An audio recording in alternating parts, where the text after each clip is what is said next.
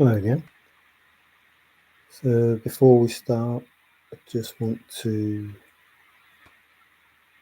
say to Ben, Ashley and the family that, I hope everything's okay with them now. Obviously it's not going to be okay, but, I hope they're coping. So I'm channeling, if Charlotte can channel his inner Fenn, I'm going to channel my inner Ben. Got your beard going and the hat on today. If you get lost, go back to the beginning. What does that mean? Begin. Is that where you start? Or is that where you put in? Hey, INFJ, that was quick. I'm channeling my inner Ben today. If Charlo can channel his inner Fenn, I'm going to channel my inner Ben. Haven't seen him for a while. Obviously, bad news about a member of the family, basically the dog. Hi, Luli. Wow, you're in early as well. Everybody's in early. So I'm doing my inner Ben video today. Hi, Wilfred. How you doing? And we're going to talk about beginning or ending or put in, or many of the words that begin synonyms to. As I've just said, if you get lost, go back to the beginning. Well, what's the beginning? Is the beginning and the end? Because you arrive, that's another synonym of begin. You arrive where you started and know the place for the first time. So what if you start at the blaze? And Forrest says, people are looking for the blaze, but I don't see how you can, I don't know how he put it, but, start in the middle or whatever. There are a million blazes, or however many that he said there was. But what if you could? What if you could find the blaze? What if you could begin at where warm water's halt nailed down? What if you started at the blaze, but quickly down your quest to cease? Just take the chest and go in peace.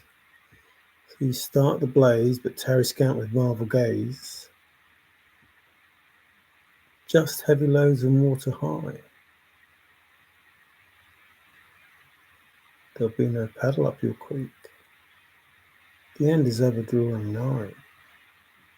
So what if you're walking towards the point that you start at by knowing the blaze? If you know the blaze, you know warm waters. And if you know warm waters, in both cases, you'd have the chest in your hands. And in those both cases, one being at the end and one being at the beginning, and you knowing the place for the first time, you would have the Homeward Bound too.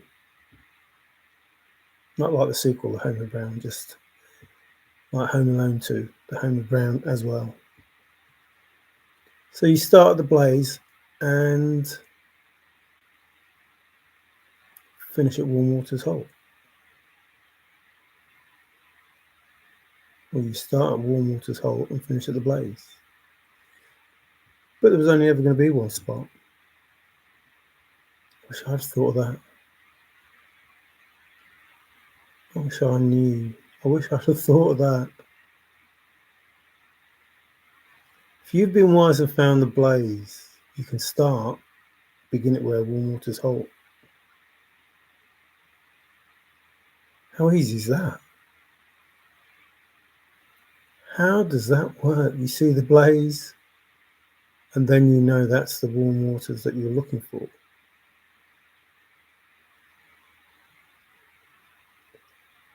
But you know it's no place for the meek. How do you know it's no place for the meek?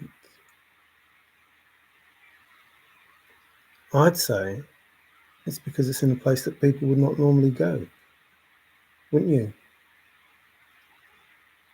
If it's no place for the meek, most people, nearly all people, would not normally go there because it's no place for the meek. Do you see how Forrest does it? He gives you the answers. He always gives you the answers. And you don't hear them. But he tells you the answer. Your best revenge is me wearing the bracelet. He gives you the answer. I want to warm up to it. Otherwise it gets abstract. However that is paraphrased.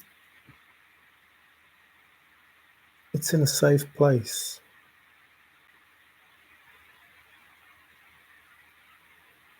Warm is comfortable. Contentment. Hey Richard, how you doing? And Pirate as well. I was expecting you to go to David B's video and leave a comment. What happened? I'm channeling my inner Ben because Shiloh's channeling his inner Forrest Fenn.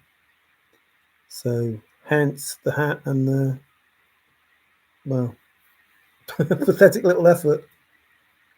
But I'm getting there. It's good to see you both, or read you both anyway. I'm talking about beginning, and if you get lost, go back to the beginning, and why the beginning is the end. And if you start at the end, you know where the beginning is, but then you know for the first time because you arrived back where you started, exactly where you started. And it's no place for the meek, so people don't usually or normally go there. And no one's going to stumble on it because it's no place for the meek.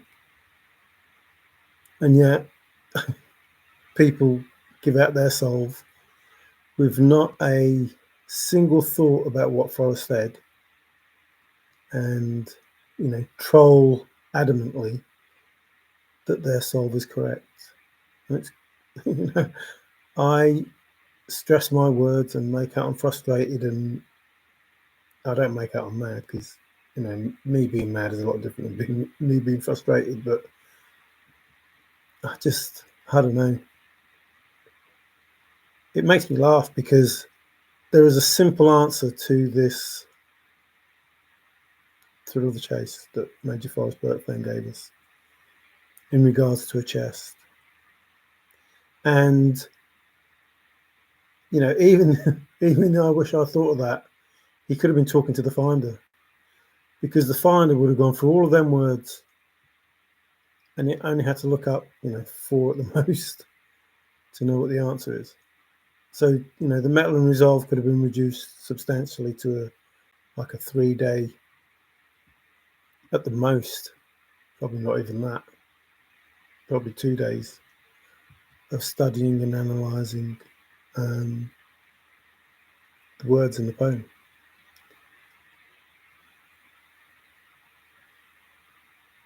Just because you find a chest doesn't mean you have to claim a chest. In the sense that this is Forrest Fenn's thrill of the chase. And finding a chest or finding a treasure, well, you've seen a bit, to succeed in this endeavour, that was what Forrest talked about. If I should succeed in this endeavour. So if I should succeed in this begin, well, that doesn't make sense. If I should succeed in this putting,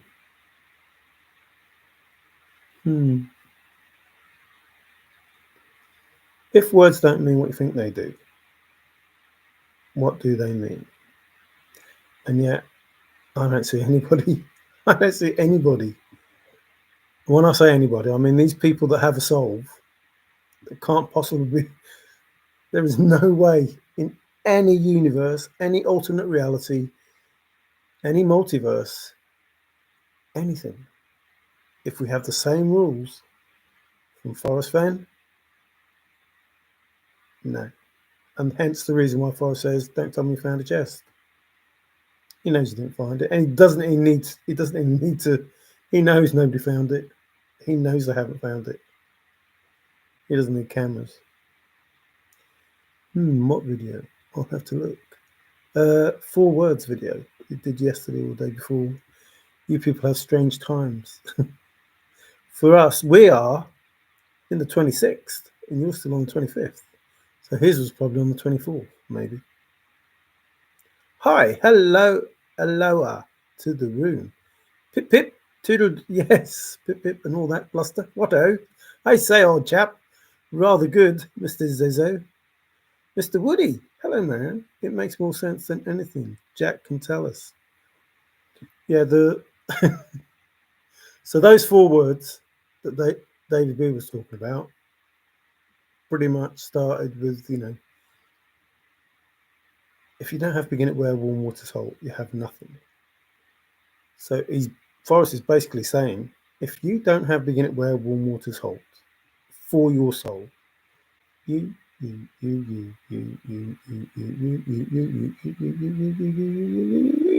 all of you, if you don't have begin at where warm water's halt for yourself, guess what you have? Don't say nothing. You have Jack. You have the narrative of Jack. That's all you have, because your solve is incorrect. And until there is a correct solve, you have Jack. You have nothing. I've done videos about Jack. I've done videos about nothing. And Jack means a lot more things than you think, and nothing means a lot more things than you think. But if you don't have begin it where warm water's halt nailed down, you have nothing. There's a reason. Oh, have I said it before? Probably. There's a reason why you have to have it nailed down. Not your nailed down. This is not your thrill of the chase. This is not your dictionary. This is not your thesaurus. This is not your encyclopedia. This is not your atlas. This is Forrest Fenn's Fenn speak. So you have to understand exactly what Forrest is saying. Now, if you don't have that solve, then you have the narrative of Jack, which is the poem, which has the narrative and the story of Jack and 9 Mile Hole. And you will continue to have that until you realize that you have nothing, because nothing is Jack. Therefore, your solve is wrong in many of the ways that Forrest said it was wrong. Particularly, most importantly, it's in a place people do not normally go. And there was only ever going to be one spot, not 9 locations. And if you started at the Blaze, knowing what the Blaze is, and working your way to Warm Waters Halt, so you can begin and know the place for the first time and get the chest, because the last clue is the most important clue. It's when you have the chest. But the first clue also is you won't know it's correct until you have the chest in your hands. Hang on. But the last clue, that's the most important, because you've got the chest in your hands. But the first clue, you won't know it's correct until you have the chest in your hands. But it's the last clue you got the chest in your hands, it's because you know Warm Waters Halt is correct. And you can start. You can begin. So you shouldn't really begin until you know what the Blaze is. And you shouldn't really begin until you have Warm Waters Halt nailed down. And I think that goes to the point that I was saying, you never took part in the thrill of the chase. You took part alongside it, like you were playing Cluedo and Forrest was playing Monopoly, and you're in the same room, but Forrest is playing a different game. And you chose to play a different game and didn't want to play the same game as Forrest. Or maybe he was playing chess on one table and you were playing chess on another, but you weren't playing the same game of chess. Just a board game that's about wood. See, you had to begin at the beginning and finish at the end and end in the beginning and begin in the end. You had to do that and know it for the first time, and yet you didn't. You didn't start where you finished and finished where you ended. You began it somewhere and finished it somewhere, and never the twain shall meet. And you did it all in places where people go. If a person went there once a week, 52 people went there. It's not that.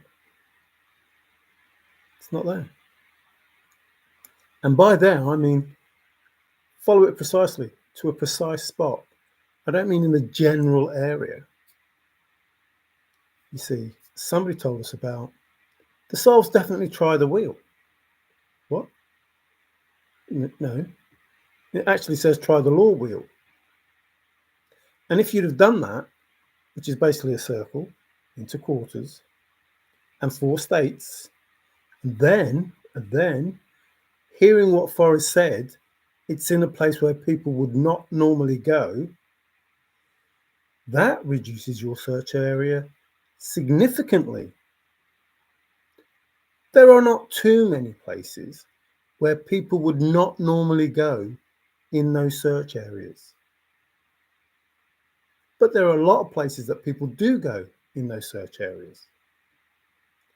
So, with your law wheel, which is wet, you could deduce many of the places that people don't normally go. And you could factor in to those places 5,000 feet, 10,200 feet.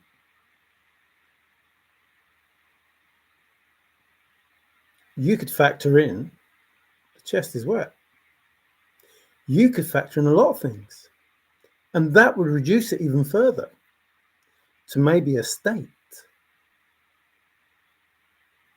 And then, or 2 states. And then do the same. And then do the same. And that's what a law wheel is. And that would make more sense than just try the wheel. Even though I think it's try the heel, or where the treasure lies, or the other things that you find using that technique.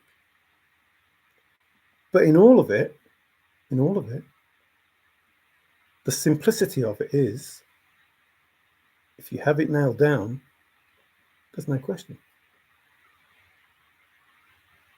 There is no question. Forrest told you, all of us, nailed down. I looked up all the words in the poem, Forrest says, especially the nouns, and take it in the what? Canyon? Are you sure? Are you sure it's a canyon? Are you positive? Words don't mean what you think they do. It might be a creek. A canyon is a creek. It might be a hole. But how deep is a hole? But it would have to be not far. You go down not far, because that's what you're told. Oh, but too far to walk. See, you have no idea what Forrest wrote in that poem. And yet Forrest said, don't tell me you found a chest. Read me what the poem says and it's game over. So at any point in time, let's start reading. It's in the works of the upper 10. I don't know who he's talking to there. Let me go back. Something does not control the ending, he said. Oh, no. Wow, how many people have been saying stuff? It makes me awesome. Yeah, I read that one. Luli, clinks with mods, be happy. Don't worry, be happy. The lost chapter. Nothing is lost now, the found chapter. Only a true Jedi. I was talking to somebody earlier, and I don't want to say anything, to be fair, because this is all about Forrest. Nothing to do with me, nothing to do with David B, nothing to do with anyone. And, I'm quite happy that, to leave it all for Forrest, let him. Everything that I was doing this for is pretty much, gone. I'm not working anymore anyway. I lost my wife. The reasons The reasons for doing this have disappeared. And, whilst I would like to be rich, and this is not about the chest because the chest is, going to be donated, then it boils down to, did Forrest really want to take it with him? And what is the... I know what the answer is, because Forrest says, don't tell me when I'm dead. If you want to say something nice about me, tell me while I'm alive. Don't wait till I'm dead to say something good. So that to me says Forrest wants, the answers out, wants it all done the way that it should be. But in that, there is a story, and the story could finish, a couple of years from now. And, it's exactly what I was saying about the mansion. Mansion's built, it's all done, it's done. But then there were the, dotting the I's, crossing the T's stuff. Hi, MJ, how you doing? They got the found chapter of the game is about overdone, right? Hey there, oh, done ages ago, trust me. Hey, really, hey, so if my picture is fuzzy, anyone else? Yeah, it's the way I've set the camera up. I don't want to see how ugly I really am. And if you wonder why I look like this, it's because I'm channeling my inner Ben. I feel a disturbance in the force. Obi-Wan does not control the ending. Zozo Rocks does not control the ending. You've been telling us all along you did. You do mind mouths like that. Live long and prosper, Mr. Spock. Yes, it's about time. Is a disturbance good news? As in a safe ending. It's definitely a safe ending. It's definitely a safe ending. Listening, I am so confused. Sophia, it's complicated. No shortcuts. No shortcuts. Oh, no shortcuts. About time. Is that IOI? Is he in here? I didn't see him. 101 Dalmatians. Or switched on. Well, I hope things get uncomplicated soon. I'll get tired a lot. It is not even a few minutes. Try the... It's in the works of the upper 10, so that's why I got to that bit. Oh, still going too fast. Wow, you wrote a lot, you people. You don't normally write this much. Sophia, we appreciate... Yes, we do appreciate Sophia. Sure it is. You do realise there are many folks have come and pronounced endings only to eat crow. Are you sure you are ready to? Howdy, Tigger. I appreciate you all too. I am just experiencing just the team legs or anything else. No pity for me as I live. Balance always. There's always pity. There's always room for pity, but not in the, yucky gooey sense. If you prefer blackbirds, we have those too. Sophia, you must be a Libra balance. MJ, hi sweetie. Caw. Sagittarius, I love to boogie. No, I love, where's it gone? I love the horse. I missed you, MJ. Why, did you try shooting? Or her? I'm wondering where FF was placed in New Mexico or Texas. It was placed in Texas. Give roses when they can be smelled. My first wife was a Sagittarian. I do not regret my divorce from her in 1995. Oh, you must have met Douglas Preston talk about the car park in Arizona. I love the horse. Owned them my whole life. Tigger, did we have a date? I have been poor my whole life and horses are pricey. See, words don't mean what you do. When I saw that poor, I thought that was no money. I didn't really, well, I thought that was ill, not no money. And now it means not money. Infinity Wheel.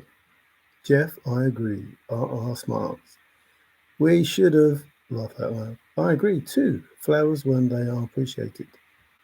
Sophia, horses are magnificent. I love horses. Howdy, Mr. Golden Key. How are you doing? The best animal ever. Yeah, I like horses. Same as you, I couldn't afford one, but people that I know would let me ride them now and again. Haven't been on one for years and years and years. I can still remember the day my brother was thrown off one. That was funny. And, one bolted with him on it. We didn't see him for a few hours. Just this gone. There he was, gone. 17 years before she died. Horseback riding, even to Maya ruins. Wow, that would have been good. When I went to Italy, for the one time that I went to Italy, we got a farm over there. My mum and dad have a farm over there, and went on horses over there. That was great. That was. I know someone who has horses. I wish I could see them on the course. I never saw Willie except in pictures. Animals mean so much. I love just about all animals. Well, including humans. We're just animals. My favourite ride was in Arizona. The cacti were in bloom. Wow, that would have been good. And we crossed the river, creek, whatever, in the mountains. Yucatan Peninsula. Our Mustangs, Mavericks. Probably. Well, yeah, actually. Actually. So, begin. What does that mean? It where? What does that mean? Warm waters halt. What the heck does that mean? And yet, if you had an idea, you would have an idea. But more importantly, if you understood that it needed to be nailed down, you could blaze a trail. Didn't Forrest say that? Need enough metal and resolve to blaze a trail. Oh, to begin. Begin the begin. I don't know how many times I say the same things, and slightly differently, and then people say, you're talking BS, Mario. But, people had an option. And again, it goes back to, are you real searchers? Are you part of the thrill of the chase? Are you just trolling in order to get the answers? And I've never, I've always said I don't believe that you're real searchers because, and I say to Davey, I don't believe that a real searcher would not ask any questions. Just accept it or troll it, argue against it, but not say, oh, hang on a minute, what about if this and what about if that? Nobody says it, not one person. And by one person, I mean the people that think they have a soul. We're talking about Dave Man from the East, like, having another video and doing other stuff. And I'm thinking, or leaving a message on Davey's video. I'm thinking, what? I don't know. Just, I need to go to the Peyote Festival in Colorado. I rode a few other places, but none compared to the one in Arizona. Mario, what does halt mean? I didn't think it meant anything. I thought it was a comma. I thought it was basically stopping to start the next bit. And I have to be honest, it doesn't really matter. If you know where you start and you have it nailed down, you read the rest of it and you know what that's all about. And you know why you get the flock out of there. You understand what the chest is about. You understand all the quotes. The chest is the easiest part of all of this. Finding the chest is the easiest part of all of this.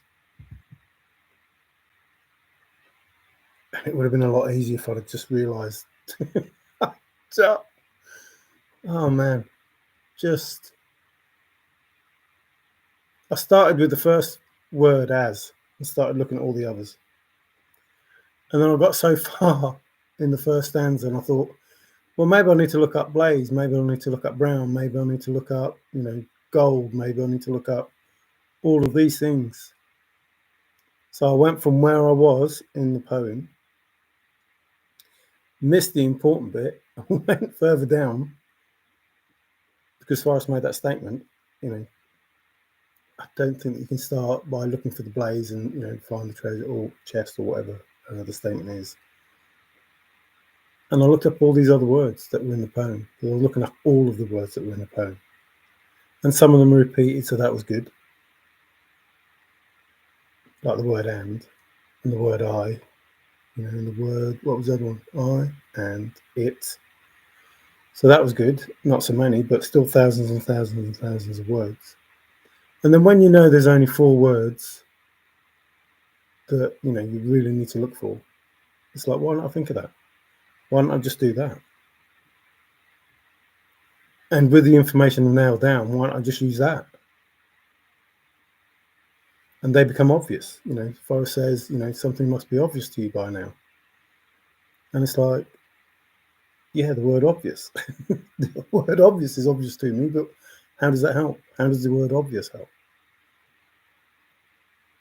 And this is not looking for the chest. The chest was easy. The chest, although it was days and days and days and weeks and weeks and weeks,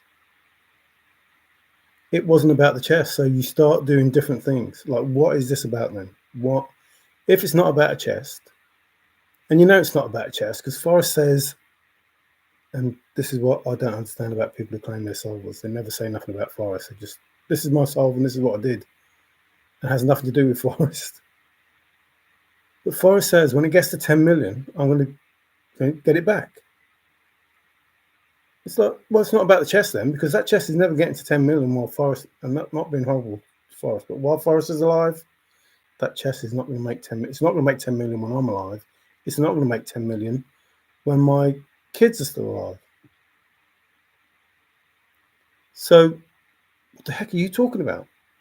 It was worth $1 million when it started, which is probably why you blackmail for $1 million, even though I thought it was 2. But no blackmailing going on. It was 2 million when I came into the chase. The guesstimate, whatever you want to call it. And Forrest said never put a price on it. But then he said when it gets to 10 million, he might go back and get it. I was like, what?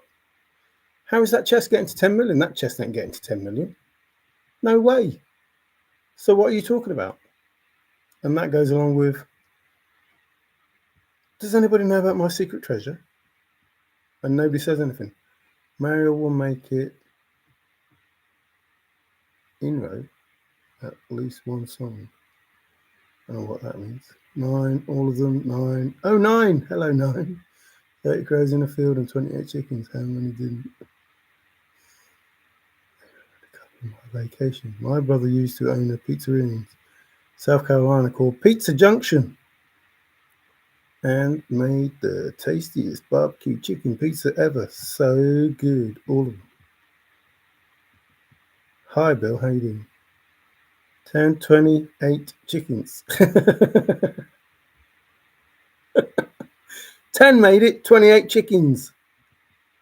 No one needs to show or hold a chest. Just the dang-gone ring. I thought it was a doggone. Daggan. Doggone. Doggan. Daggone. Yeah, you talk funny, you people. Doggone, daggone. Seeking to adopt a chihuahua. Anyone want to help me, please? Lots of, wow, that's a weird word. Scammers out there. We all have a path to follow. Nice hat. Hi, G. I'm channeling my inner Ben. You can see the getting there, and then the hat. That's or cap. It's for Ben, because he's obviously going through something at the moment, losing part of their family. So, just thoughts for them. Richard, you need to meet a roadmap. Hi guys, how's everyone tonight? Path, yep, but I cannot switch anymore. Oh no, you're going to get paddled if you switch. Golden Key, I wish I could. Reminds of a song. Aren't you near Albuquerque, GK? Good day, Davy B. How are things down under? Owns rough collies, prefers large dogs. We've heard that about you. I live in LA. From LA to New York. From New York to LA. I am the new sheriff in town. Uh-oh, you've kicked Street out. I thought Street was the sheriff. Oh no, that was Troy. Troy was the supervisor. I bought one from a Craigslist with pictures. I wanted a female, but all I could get is my tiny boss. Richard, one who conducts ceremony in the Native American church. Golden Key, it's been a while. Tiny in comparison to what? Certainly not Willie. There's an important person, thing. Not talk about,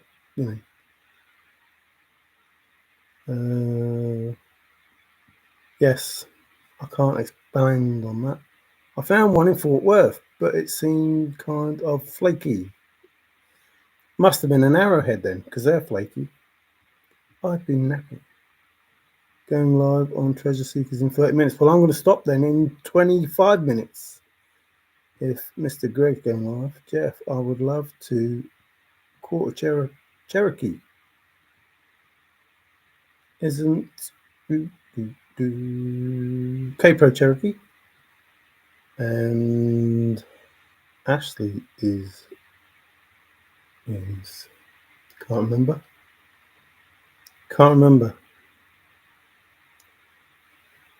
No strolling the baby today. No strolling.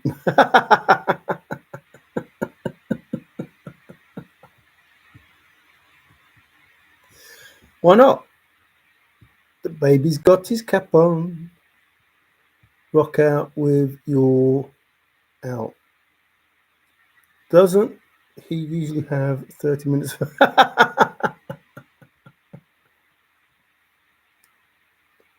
Excuse me. I don't know how he gets away with it. I don't. He must be, I don't know, exempt.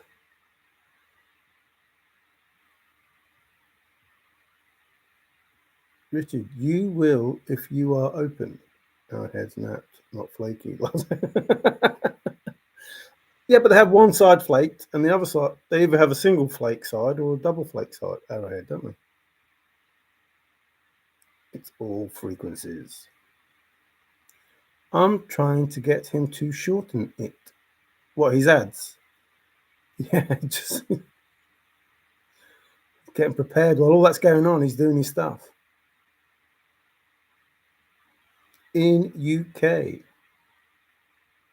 playing my big tin. Is that supposed to be 10 inch or 10 inch? We're not talking about bone flutes, are we? Again. So I think if you could understand begin and you could understand nail down and you started where you finished and knowing the place for the first time, if you realise that at the blaze you could see Warm Waters Halt, well, you could see Warm Waters, I put a comment because I'm awkward. So Forrest tells you the answers in everything that he does. Not everything. Well, it might be everything. I haven't looked into everything, but Forrest makes statements, and in those statements is the answers that you need. Are the answers that you need. But you need to think, is this a capital F answer or a little f answer? Is Forrest talking about a secret treasure, or is Forrest talking about a chest? Or is Forrest able to mingle the two? Make one statement alluding to both, but using different words. So one word, but still talk about, two different things. Tay, they don't let you see it. Lily Bell, naps are nice, especially on a Sunday. Yes, naps are. Begin it. What does begin mean, though? Do you start and end? Start and end it where? What does where mean? There. Forrest went in there. So you have to go in there. If begin is put in, then it's put in where? Put in it where? That doesn't make sense. Put in it where? Begin put in. Begin below the home of Brown. Well, that's the same as begin it where Warm Waters Halt. If put in is begin and begin is put in, then Forrest could have said, begin below the home of Brown. That would have been weird. From there, it's no place for the meek. That sounds about right. No place for the meek below the home of Brown. That sounds right. But Terry Scamp with Marvel gaze. Why? Why? I hear people say their solves, and I think, yeah, I'd rush out of that car park. I would. You never know. You never know what's going to happen in a car park. Don't just stand there looking. Get the chest and get gone, or else. I think, what the heck has that got to do with anything? Really? What? After hearing about Oreos, I cannot look at one again with those boulder ends with ooze between. Forrest turned the hose on the blaze 2 days before he died. Was that Jose or Hose B? Jose or Hosanna? I'm surprised when Jack opened the chest, he didn't just find the note that said peace on earth. Well, I think he saw something, and his mother bit down hard on it. When I removed the exterior of 1881 house, all the insulation was Italian newspaper about Beirut. I tried to save some, but it turned to dust. Oh. Ashes to ashes. Woody Bob, that's a good one. How true. Now that's cool. NJ was mostly Italian. New Jersey, is that? Mostly Italian? I slept late today at MJ Inza. I didn't realise how long I had stayed up. Oh. So that would have been the song. Good morning, good morning. It's great to stay up late. I just got back from a 2-hour mega lunch. So sleepy, amazing dishes. Oh yeah, 2 hours. It's simple. You put in, that's right, your effort below the home of Brown, and you take your effort to the canyon down. Well, yeah, your effort is not far. Not far, that's exactly what you're saying. What does anything have to do with anything? No, nothing, Alan. Hi, Alan. It has to do with nothing. Nothing is important. If anybody has a solve that doesn't have beginning where warm water salt nailed down, they have nothing. And by that, you have Jack, because Jack is nothing. So therefore, as long as you all continue to say, not saying you, Alan, but the community continues to say that they're all solvers, then the narrative is Jack, which is what the poem is. The poem is the narrative, the story, etc., etc., etc. And even in the last lines of the poem, if you are confident and contact Forrest, if you're brave and in the wood being Forrest, in being contact, confident being brave. If you are confident and contact Forrest, I give you poem title. No, I give you narrative for the reason of Jack. Jack is gold. For the reason of is 2. The reason for is 2. And title is narrative. I give you narrative of reason for Jack, which is nothing. So as long as you insist that you have nothing, then you will always have Jack. Jack will always be the narrative. And if you don't have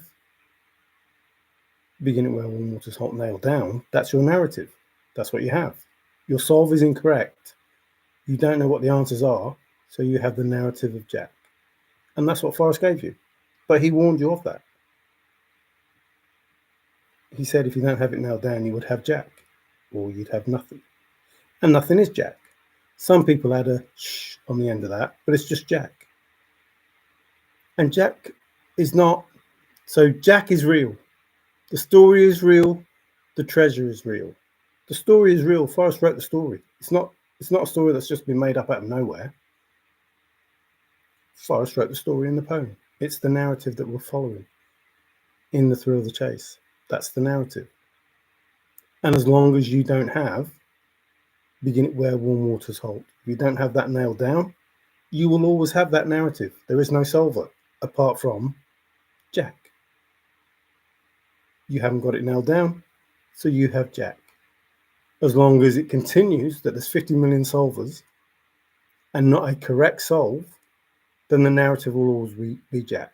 In 30 years' time, if nobody says this is what it is, this is nailed down, this is why nailed down tells you what it is, then you have nothing. So you will have Jack and 9 Mile Hole, the narrative that's written in the poem that Forrest said he would give you. That's what you've got. Title to the Gold is the narrative of Jack. That's what you've got. So this begin thing, what if Forrest said, so why is it that I must begin and leave my trove for all to seek? What if he was saying that? What if go is begin? When you go, you begin. So why is it that I must begin or make and leave my trove for all to seek? Oh, that makes sense, because the chest has been found. And now Forrest is going to do the secret treasure stuff. What does that mean what you think they did, do they? So it's possible, very possible, indeed factual, I would say, that having where warm water's hot nailed down is an absolute, no question, that is the correct solve. Absolutely. If you have it Forrest Fenn's nailed down, not yours. Not, I know it's 100% nailed down because I took this information from the book. You don't need the book. So your argument that your information from the book is warm water's hole, no. You don't need the book. Your information should come from the poem. So you should say it's 100% nailed down because it's nailed down. That should be your argument. It's 100% nailed down because it's nailed down. I don't see how difficult that is to understand. It's 100% nailed down because it's nailed down. Oh, I wish I'd have thought of that. How simple is that? In God's time, we had a 10 deg stop from yesterday, 94 to 84. 10-degree drop. Stop, drop. Wow. He has to leave the trove because his end was drawing nigh. I still think that's talk about the chest. Albuquerque, New Mexico. Hey, Richard Rutherford, Lulu, Bell, all peeps.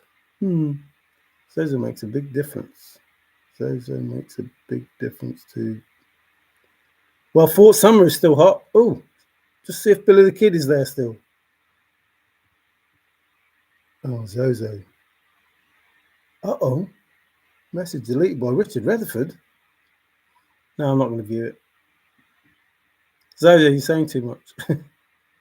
When you have faith in God, you may walk through fire and not be burned. Things will come your way when it is his time. We must be patient. Oh, someone's hitting those buttons. Sounds important to remember. Oh, memories remember. I'm going to join in. 100%. And some love. Face palms. Oops, I'm sorry. I dozed off. Oh, was it accidental? Oh, I was hoping Zozo said something really good. And there's my shocked face now then. Tigger will come your Christian way. I don't know what that means. Well, I know what that means, but I don't know why you said it like that. Buttons are calling. So, simple, very simple. People either make out they're upset. I don't know. I didn't know when I sent the email to Forrest. I still don't know These people in the chase, real, not real, virtual, whatever, made up, fake, phony, whichever word you want to use, planted, planned, scripted. I did a video, I don't know, probably a year ago now, or less, I don't know when I said it, but predicted or scripted? Did Forrest predict it or did he script it? And nobody even, nothing. Like, where have you got predicted and scripted from? And that's the poem. The idea contained in the poem is the narrative. The narrative is Jack. Jack is there to protect the finder. But Jack is there. Jack is the real story. The story is real. The treasure is real. Whilst you might think that Jack is fake, he's real. He's part of this. He was meant to be part of this, to fill in that space and that time. He was meant to be there, and his story is real. It's part of the thrill of the chase. But you have to understand that story to understand the thrill of the chase. Whilst Jack is real, he's not real. He's the story in the poem. Read the story in the poem. It tells you that Jack is not real. Don't worry about Jack. The chest is a lure. If the chest is a lure and it was always going to go back, which is what Forrest said, or he hoped it would go back, however he made that statement, then why are you looking for a chest that you can't have? You should have been looking for whatever potentially could have been in that chest for you to have. And when the chest was found, there was something in the chest that the finder would like, and that would be the answer to the secret treasure.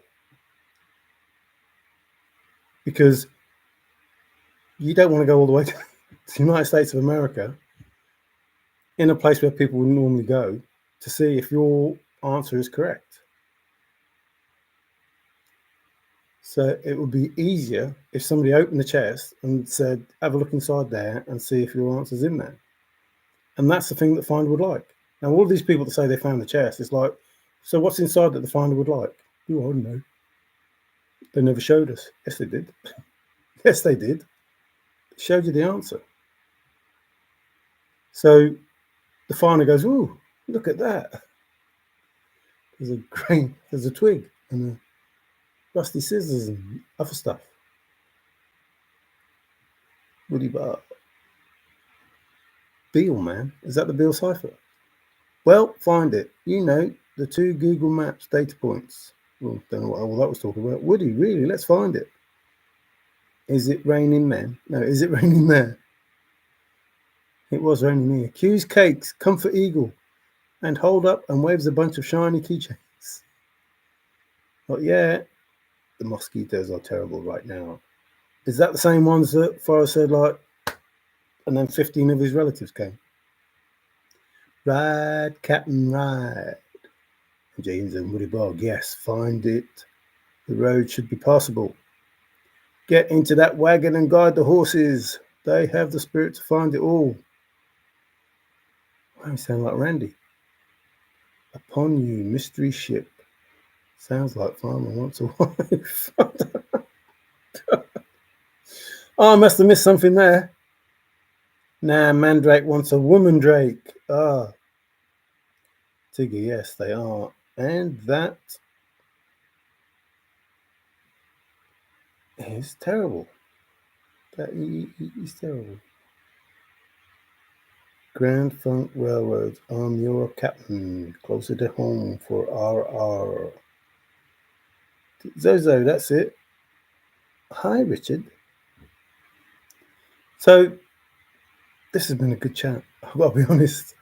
Like, there's been nobody in that's going, I'm the solver. Well, Bill's here, but he's not shouting and screaming that he's the solver, which is, great. But yeah, it's better when you can just reach out and talk and, have a laugh and a joke. Snakes are active too.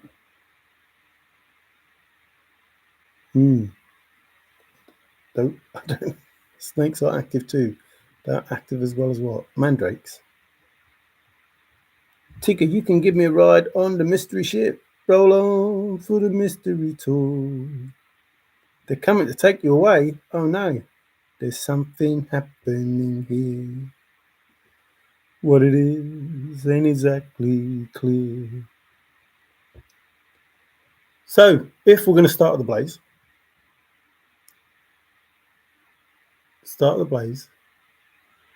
which is heavy loads of water high. Those are blaze. Heavy loads of water high, going backwards. There'll be no paddle up your creek.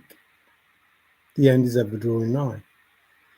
So once you've seen the blaze and you're heading towards the blaze or warm waters, which is the blaze, where the blaze is, not the blaze. Or is it the blaze? It depends how you look at it in your imagination. So in the imagination, you read the poem as it is wrote in the book, with no sliding or colouring or anything. Just read it, and that little bit of imagination dictates where it is you are going. And you find a chest. Then you can either tell Forrest, or you can say, no, I'm not going there. I'm not going there. I'm not going there. And it wasn't about the chest anyway. So for all intents and purposes, Forrest is then able to donate the chest to wherever. Because if it wasn't about the chest and it was about something else, if you found the chest and went in peace, I don't know, does Forrest give you title to the gold? Or do you have to find the secret treasure? So the chest is found. What the heck is a secret treasure? And what is the real soul? Because there's hundreds of souls. And I've showed you lots of souls. Even a game of chess. Even mail a coin. And somebody, a friend of mine who I will get in touch with after this all finishes. I would love to meet that person. Was talking about a cone, and if that's a solve, that's great, even though it's slightly not quite right. It's still, they're all the solves are good solves. They're all made to work. That's the issue. They're all made to work. On your way to a world that others might have missed. Wow. Sozo, thank you, sir. Did you say something? We all live in a yellow submarine. Oh, don't jinx it. Uh-oh. Did you say mandrakes? Not me, Sophia. Tigger, are you listening or just reading? Hey, that's the issue with the chase altogether. Nobody listens. I like it. I like it. Mandrake needs his woman drake. What was I talking about Peggy for? Or why is it in my mind about Peggy? What was I saying about Peggy? Apart from Peggy Pearl, Margaret. I'm missing something from that. Peg. If I look quickly down and took the chest of gold, counts, etc., why do I need a... Exactly. Because it's the secret treasure. Forrest, you could say, says, now that the chest has been found and somebody went in peace, so why is it that I must make? Why is it that I must go and leave my trove for all to seek? Or why is it that I must begin and leave my trove for all to seek? And yet the trove has been begun. The trove has already begun, but something is a chase. Now, if Forrest couldn't end the chase, and we don't know who the real Forrest Fenn is, then maybe the real Forrest Fenn could have ended the chase. But the Forrest Fenn that we know couldn't. It's a bit weird. I can't keep up with both. I think Toby's Mafia convinced Forrest they could fetch 10 million and they have failed. If they did give Forrest 0 mil, he could compensate the solver. Well, or he could just take it with him. I like red, blue, and purple with a little orange and yellow. Oh, that was almost tea with Olga, but not quite.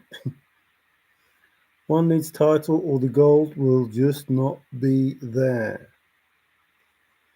So, if not for my name, I would have nothing. So, therefore, you would have to conclude with some deep thinking using logic that the name that Forrest is talking of is the reason that there's a trove in the first place. Do you have him on mute? Oh, I think she's upset with someone, or he's upset with someone, whatever. I don't know. I hate this pronoun flipping thing. A contingency plan B. The rainbow, but the most important is the one end colour.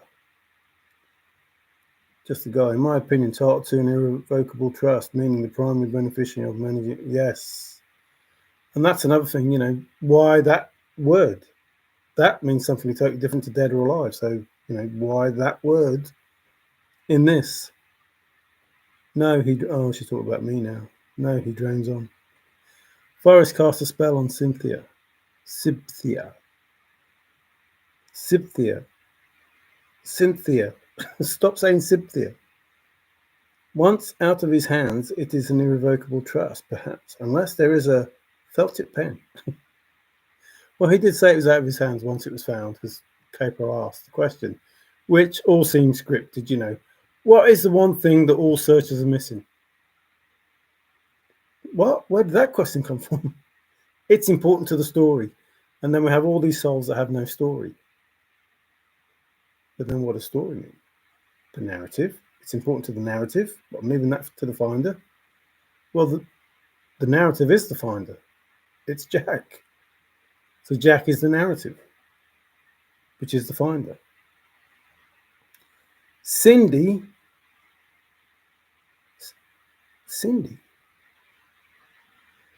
That doesn't send him to Cynthia. Once out of his hands, yes, done that. Don't know what that says. Those are the colours of my native flowers right now. Cootie, what the heck does that mean? Without a U. Cinderfella. Oh no, this is getting too transgendery. Cinderfella. I need to sleep. Lazy keyboardist. Get a rest, Bill. Not arrested. Get some rest. It's waiting for the house to sell. What's waiting for the house to sell? The trust. But if it's not in Forrest's name, then the house shouldn't be part of it. If Forrest couldn't end the chase, then who is the person that's, could possibly end the chase if it's not Forrest? And Cinderfella will end up back in a pumpkin. There is no shoe or Prince Charming to find Cinderfella. Well, there must be a Princess Charming to find Cinderfella. One-eyed Cyclops. Nicolas Cage sent me a friend request. No way, Jose.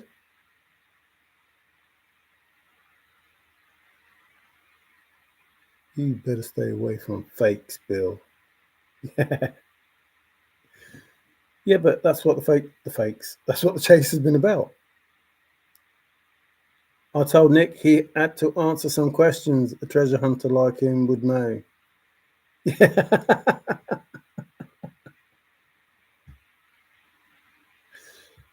He's a national treasure himself. Forrest stays in stanza 1. He went in bold.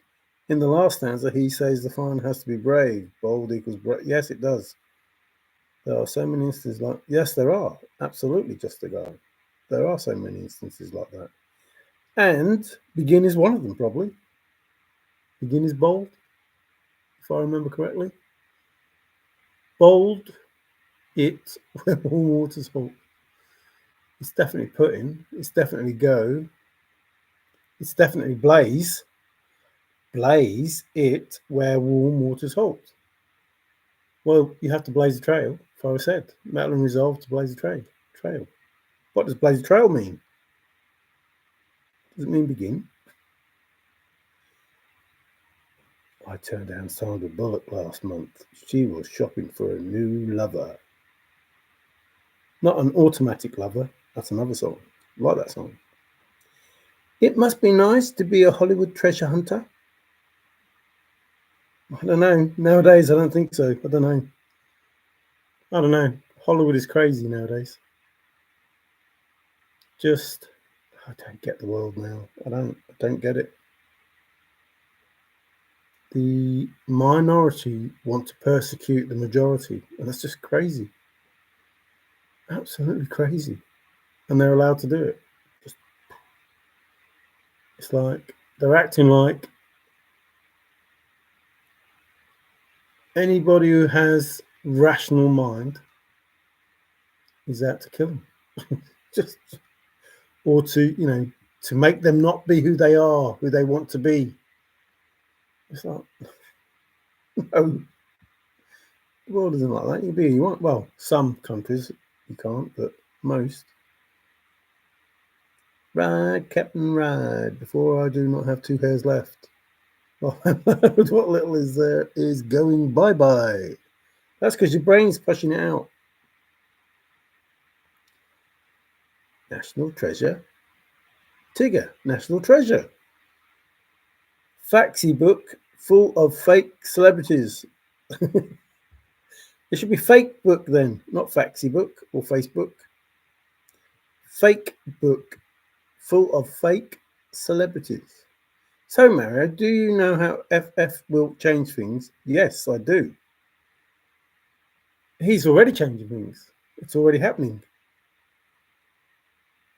Those Hollywood treasure hunters have all the answers. Ask Trump, he'll tell you. Or Elon Musk, or other people. Don't ask me, though, I don't know. Why the hell would Sandra be catfishing? She's a sugar mama. Mine and lionesses. Those Hollywood treasure. It must be the gourmanuary. Gourmanuary. Gourmanuary. Gourmanuary. I know Uri Geller, but I don't know Gourmanuary. Woody Bulb, they do already. But which ones? Any treasure hunter is one without the treasure. That is a great statement, Sophia. That is brilliant. Any treasure hunter is one without the treasure. If you're hunting for the treasure, you haven't got the treasure. I love it. I love it. Love it. Thank you, sweetie. You are my treasure. RFK Jr. Yeah, he pledged to Donald Trump, didn't he? And Donald Trump is going to release all the JFK stuff. Won't that be good? He's pledged that because I can't remember what it's called now. He, whatever that is, when you smile, when you support someone, when you pledge your allegiance to them in this election. Glad for you, your mom is still alive. Oh, well, glad for me, mine is not. Wow, that's a statement. Sandra is my cousin. And that's almost believable. You think Sandra would stiff me with the bill? She'd already been stiff with the bill if she's with you. Your bill. You'd have stiffed her with the bill, if you get my drift. I'm having so much fun with the presidential race. I'm not. I don't think there is a race. Me personally, I think everything that is being said from the Democrat side is a load of bull. I can't believe she has 300 people, let alone all of those people, apart from those that go to the concerts to see, other stars. I can't believe half the stuff that Whoopi Goldberg, Oprah Winfrey, the Obamas and all them are saying. It's like, what the heck is going on with this country? The sooner it's over, I think the happier I'll be. Not just your country, my country, other countries. They're all the same. Everybody wants to be a communist. It's crazy. Crazy world now. Crazy. They don't realise that you can only be a communist if there's a dictator in charge, because the rest of you can't do nothing. But when you've got too many people thinking differently, there's just war. There's just war. If there's nobody totally in charge, there's just war. You can't have half a country communist and the other half not, because it's just war. Where your heart is, there your treasure lies also. Tigger, wait a minute. Wait a minute. Wait a minute. Wait a minute. I just fell off the bed. Oh, Tarzan. Me, cheetah. Yes, and a heart that found where FF's heart is makes another wonder treasure spot. Sandra, Bill has a what? Oh, Sandra, Bill has a stiffy for you. Yes, but you said she was going to be stiffed, so that's how it goes. Geoduck. Camel toe is not even eligible. And Tim has issues with young boys on tape. That bloke isn't.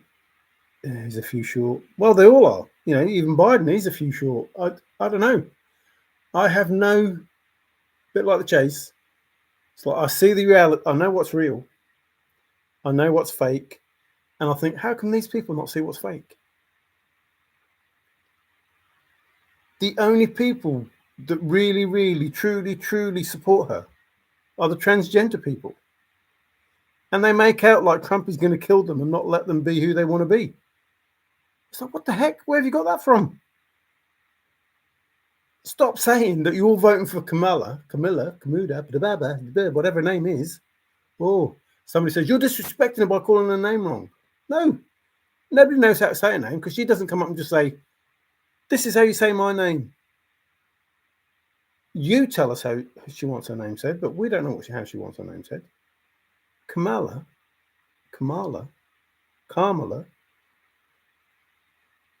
They're voting for her because she lets us be who we want to be.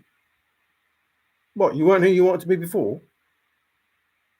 That's why you look like the way you look? Because you weren't allowed to be who you wanted to be? You know, I hear Trump talking about, well, we don't want those sort of people in the armed forces. Well, I think that's right. I absolutely think it's right. If you don't know by the time you join the armed forces who you want to be, well, it's too late. It's too late. You should know by the time you join the armed forces. You shouldn't be in the armed forces wondering whether you want to be, you know, known as a he or a she. Too late. Sort your life out before you join the armed forces. All good. Then you can join. I feel the sky tumbling down, tumbling down. Mario came, saw and conquered. Camel toe Harris. When Kamala was born, her mum had an immigration warrant. A tuck-in grinner. Democrats and Republicans. If you found the secret trove in the poem, would you tell anyone? Especially if Forrest said, don't tell. Me? No, I wouldn't tell anyone. Even though, you know, I feel the secret trove is,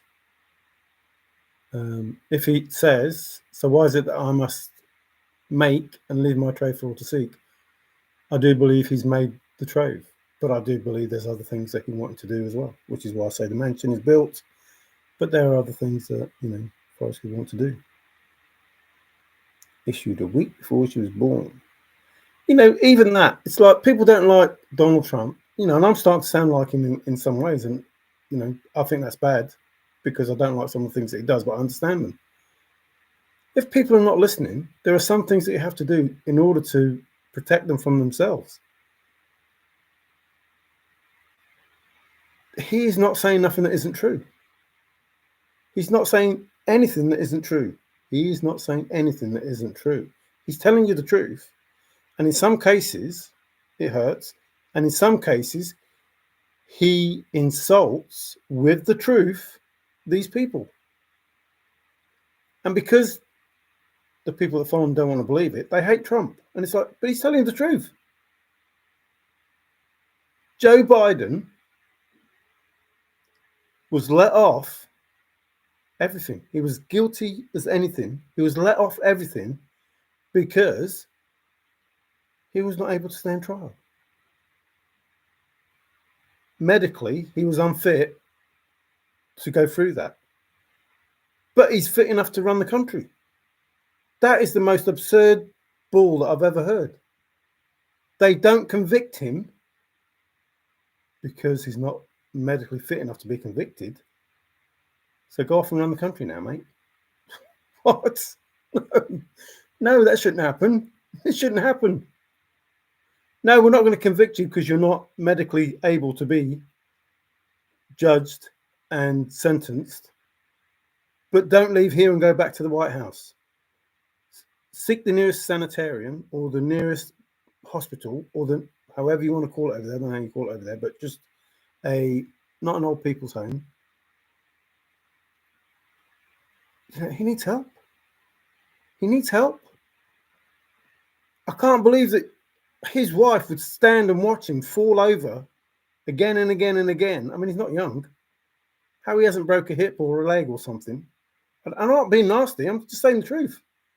Look after the bloke. He's supposed to be the president of the United States, and you're just letting him walk up a flight of steps, up a plane. He could have fell down those steps, killed himself. And nobody gives a flying. Not his wife, not anybody. You know that he's not fit enough to do it. Don't leave him on his own. But okay, let him run the country. He's obviously not running the country, so either Obama's running it or it ain't Kamala. She doesn't know, the backside from the front. It isn't her.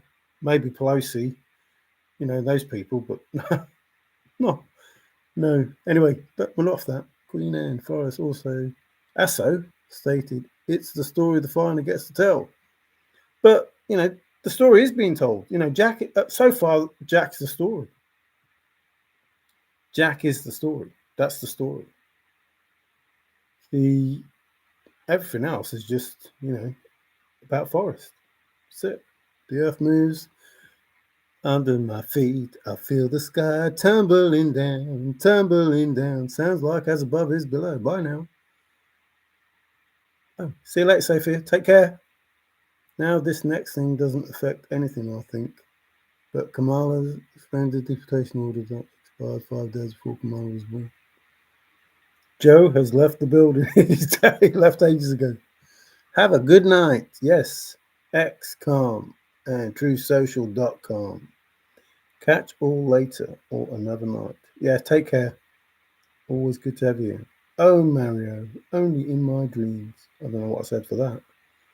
Sophia, are you going to be okay? Thoughts and prayers? Yes. I hope she is as well.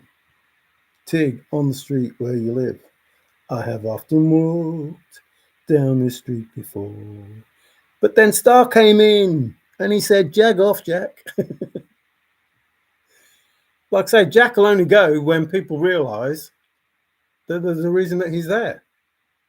They don't realise why he's there, so he ain't going to be going because they don't have warm water salt nailed down. And that's the most simplest thing to do. It doesn't get any simpler than that to have begin it where warm water salt nailed down. It doesn't get any simpler. It really doesn't if you know. And therefore then Jack isn't the story. It's the Inspector General and his council running the country. Even that Trump says, and there's a lot of people that will believe him when I go into, if I get elected. And he's not even saying like when I get elected, he's saying if. Because he says, well, they cheat, they're bad people, and the media's corrupt and blah, blah, blah. That's not lying. It's not lying, it's not being horrible. He's just being honest. And like people don't want to hear that truth. I admit that, he's a bit like me, he says it over and over and over again, but people don't hear it. They hear it, but don't take it in. Talks about Afghanistan. Probably the worst day in American history. And he talks about it, but nobody hears it. And he's gutted. He's gutted by it. He is gutted. for those people, the lives of those people, for the family of those people, the fact that they're Americans. And yet, Joe Biden, Kamala, I don't care. The flag is being burned in the streets. They don't care. It's your country. You're letting them take over the country from within. That is crazy. What are you going to do? Go over to China? That's crazy. Crazy, crazy. Or Russia. Yeah. No, not really rioting, but they'll find something else to riot. It's all over the world. These people with agendas are upsetting. And I'm going to say normal people. Normal people. I've said it before. If you see two dogs in the street, two male dogs in the street trying to create and have puppies, you think that's weird. That ain't going to happen. That's weird. That's strange. Why are two dogs doing it? And if you saw two bitches doing it, you'd think, oh, that's weird. But if you saw a bitch and a dog, oh, that's normal. And that's what we are. Normal. These people that are trying to say we're weird and they're normal. No, you're not weird. You're not normal. Not in the normal sense of normal. You're tolerable. If you choose to do those things, you choose to do those things. But we're not weird because we don't accept that that's normal. Normal is normal. That's it. That's all there is to it. Normal is normal. We don't judge you for not choosing to do what is normal. Don't try and make out that we're the ones that are weird. We're not weird. Crazy people. Keep up with the info wars, etc. It's a mixer. WWH. Hey, single barrel silo. You can change the clown, bring in the clowns, but it's still the same circus. Well, yeah, there is that. But, there are good clowns and bad clowns. Hands a red rose to wear. This is your new disguise. Wear it proudly. Mario, is a Mario showdown going to happen? Who's going to throw the gloves down first? Well, COVID was a weaponized virus that had cobra venom added to it. So I think it was put into water supplies. Ooh, I don't know about that. Didn't hear that.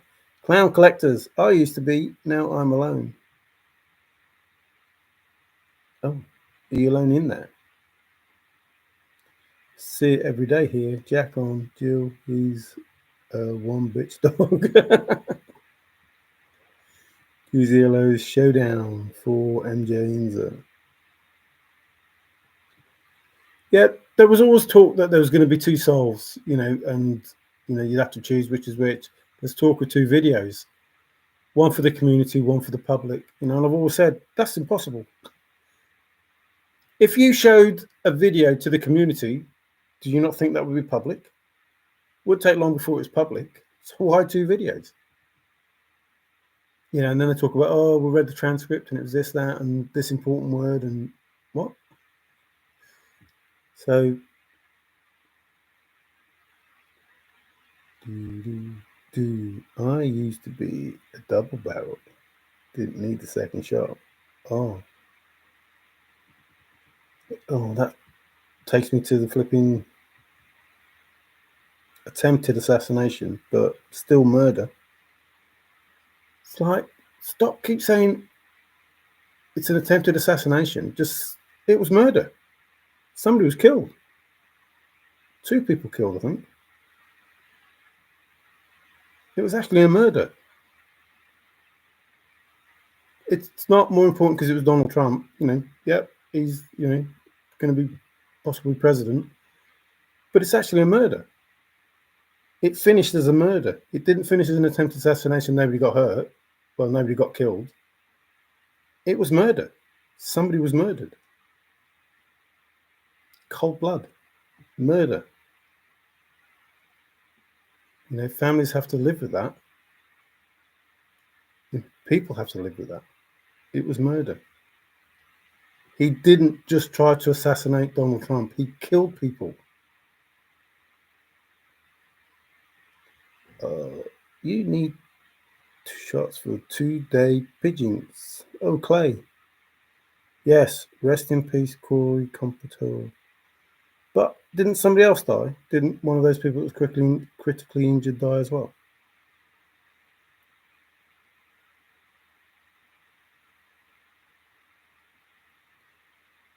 It's still murder. His aim was to kill someone. And he did that. He murdered somebody. Accidental or not, he murdered someone. Let's not trivialize it. He killed somebody. That's what this should be about. Whilst it was because of him trying to assassinate Donald Trump, the end result is he killed people.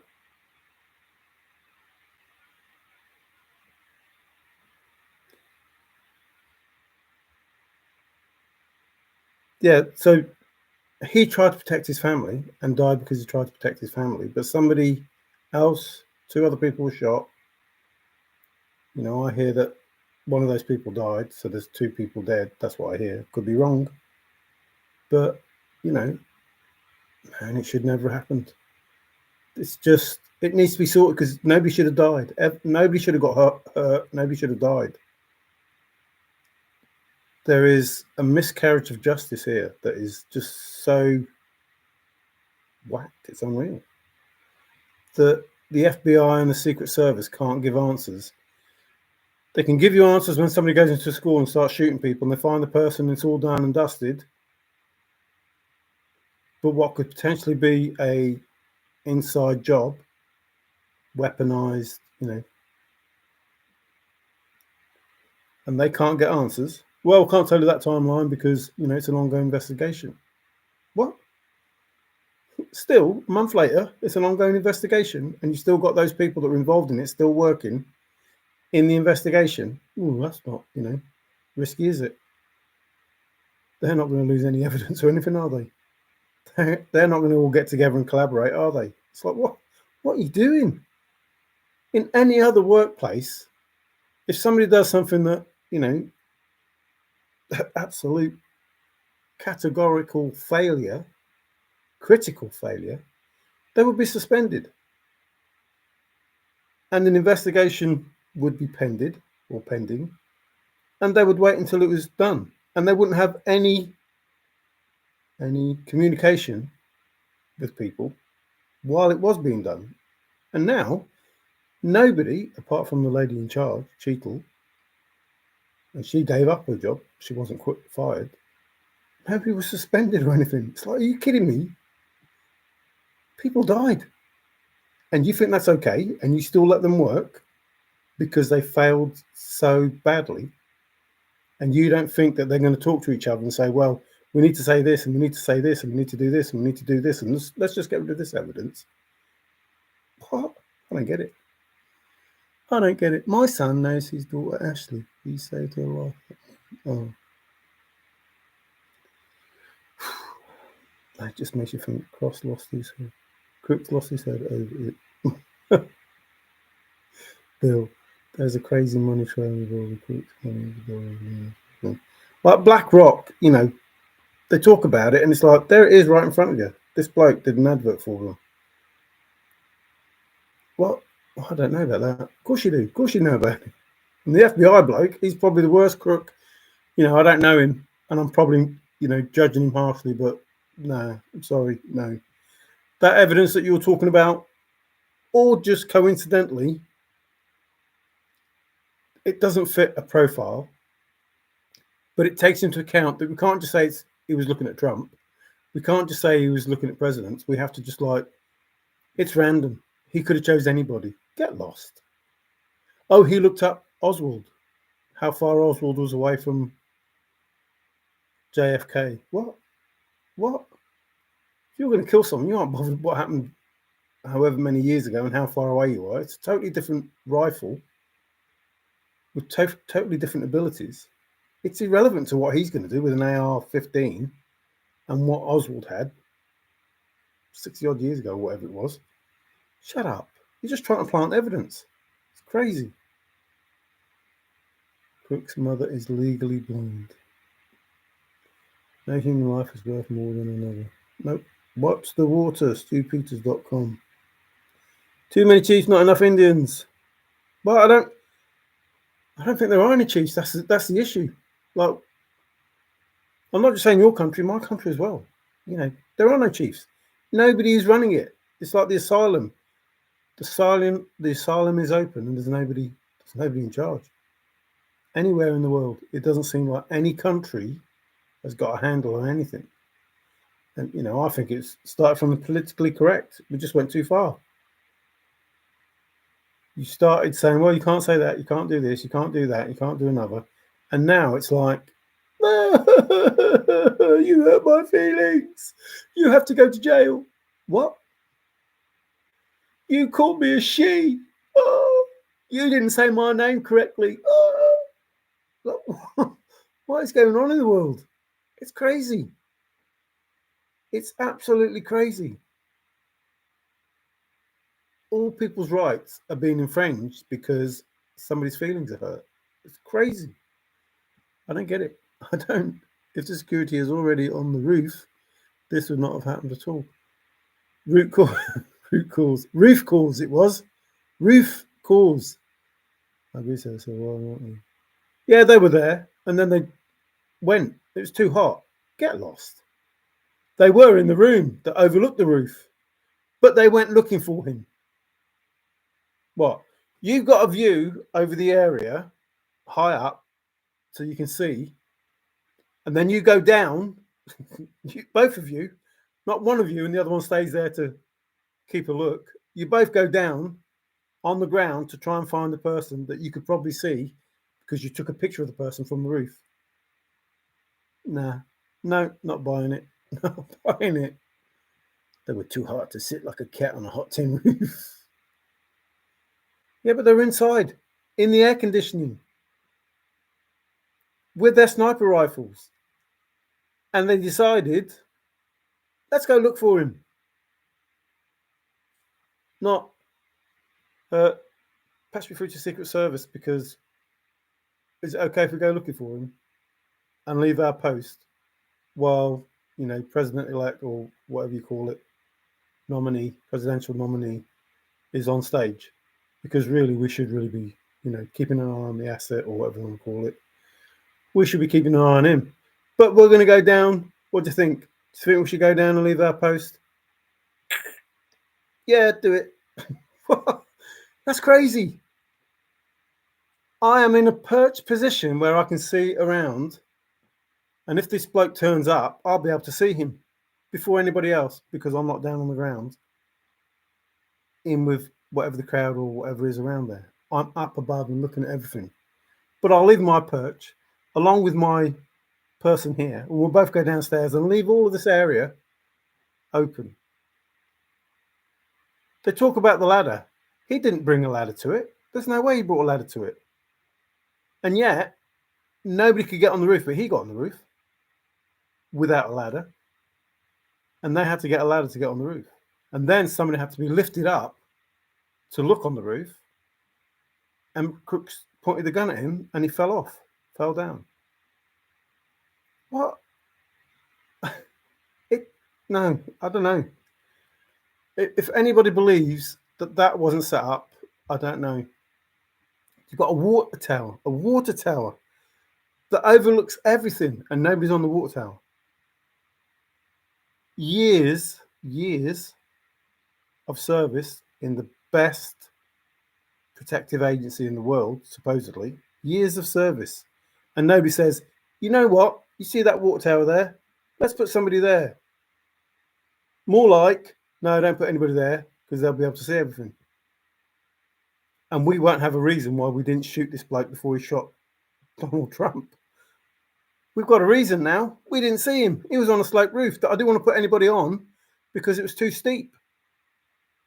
Well, it's not as steep as the one that you've got snipers on.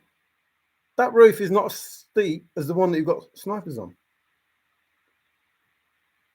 But wouldn't it be a good idea to put somebody on the water tower? Really? Wouldn't it be a good idea to put somebody up there? Oh, no. How are we going to say that we didn't see him until he shot Donald Trump? Until he shot him? Until he had 8 goes. That's if they were his 8 bullets. I still don't believe he was shot by one of the camp snipers. I think he was shot by somebody else with a smaller bullet that didn't blow his head open, which is what should have happened. A bit like JFK, probably worse. He was shot above the left eye.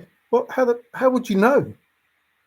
How would you know who was shot above the left eye unless you were right there and could see? Because his head should have been blown apart. I'm sorry for being graphic, but that's just the way it is. I did not want you to follow me, but adopt my thinking. He climbed the AC unit and bolted across the roof to shoot in less than a minute. He was up there longer than that, though. Because people were saying, there's a bloke on the roof, look. There he is. Where? There, look, right there. Getting ready. There, lying down. I know he's moving now. There he is. Can you see him? Looking through the scope there. No way. It's just absolute. Oh, we won't put any drones up. You won't? No. Because that's worse than putting something on the water tower. They'll be able to see everything. Why would we want to see everything? It's just crazy.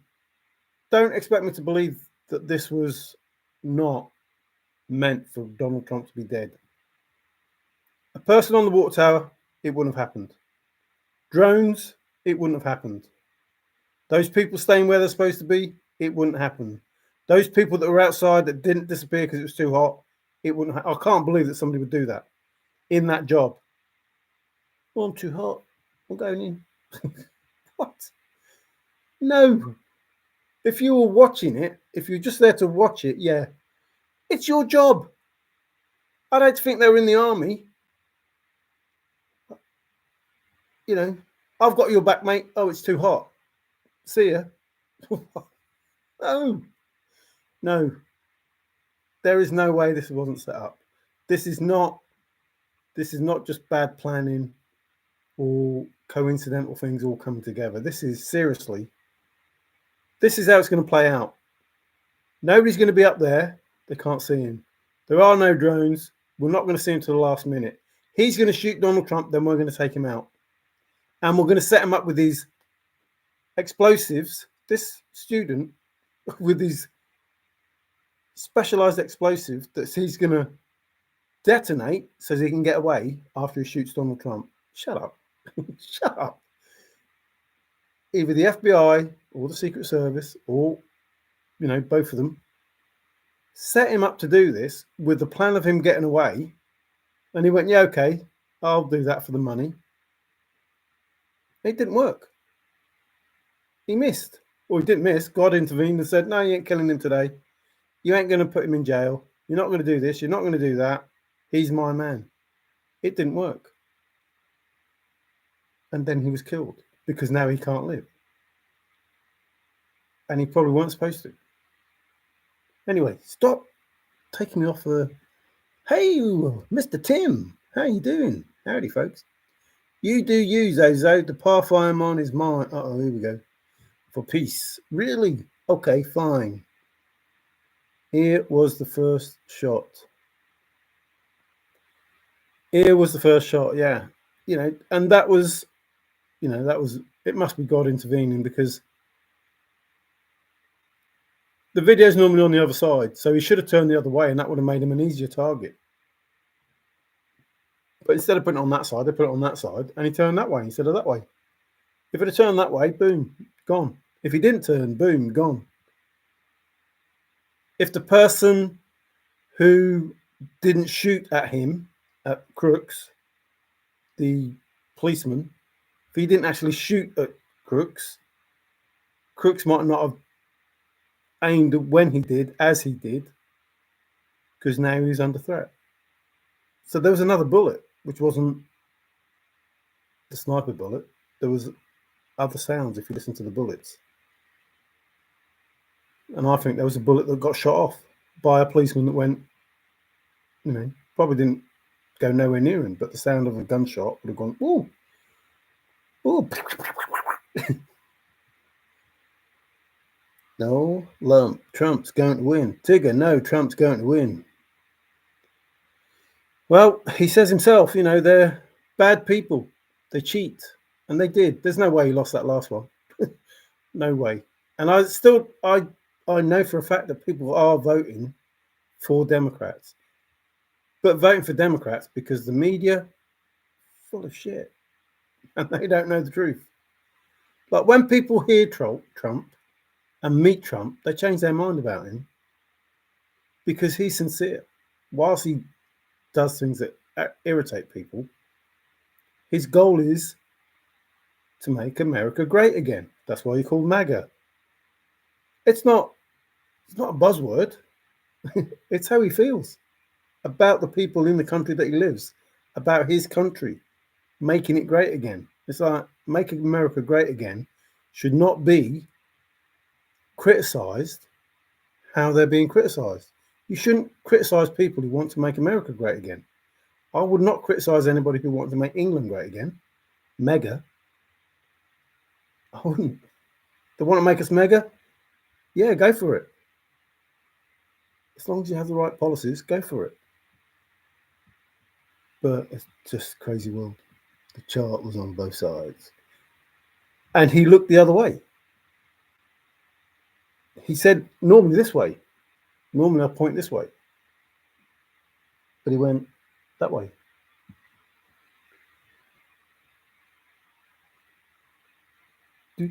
Trump was like Neo. But taller. Trump's going to save the world. I think, listen, I'm just going on the facts. Trump was in power. He was not a dictator. He didn't ruin anything for anybody. He didn't take away people's rights. He made the tax burden on the people a lot easier. His inflation was at a perfect number, about 1%, 2%. You can't have no inflation. It's not good for the country. The immigrants, you need immigrants anyway. So you need some people coming in, but not every Tom, Dick and Harry is going to go around killing people. It's like this. He stopped war in the Middle East.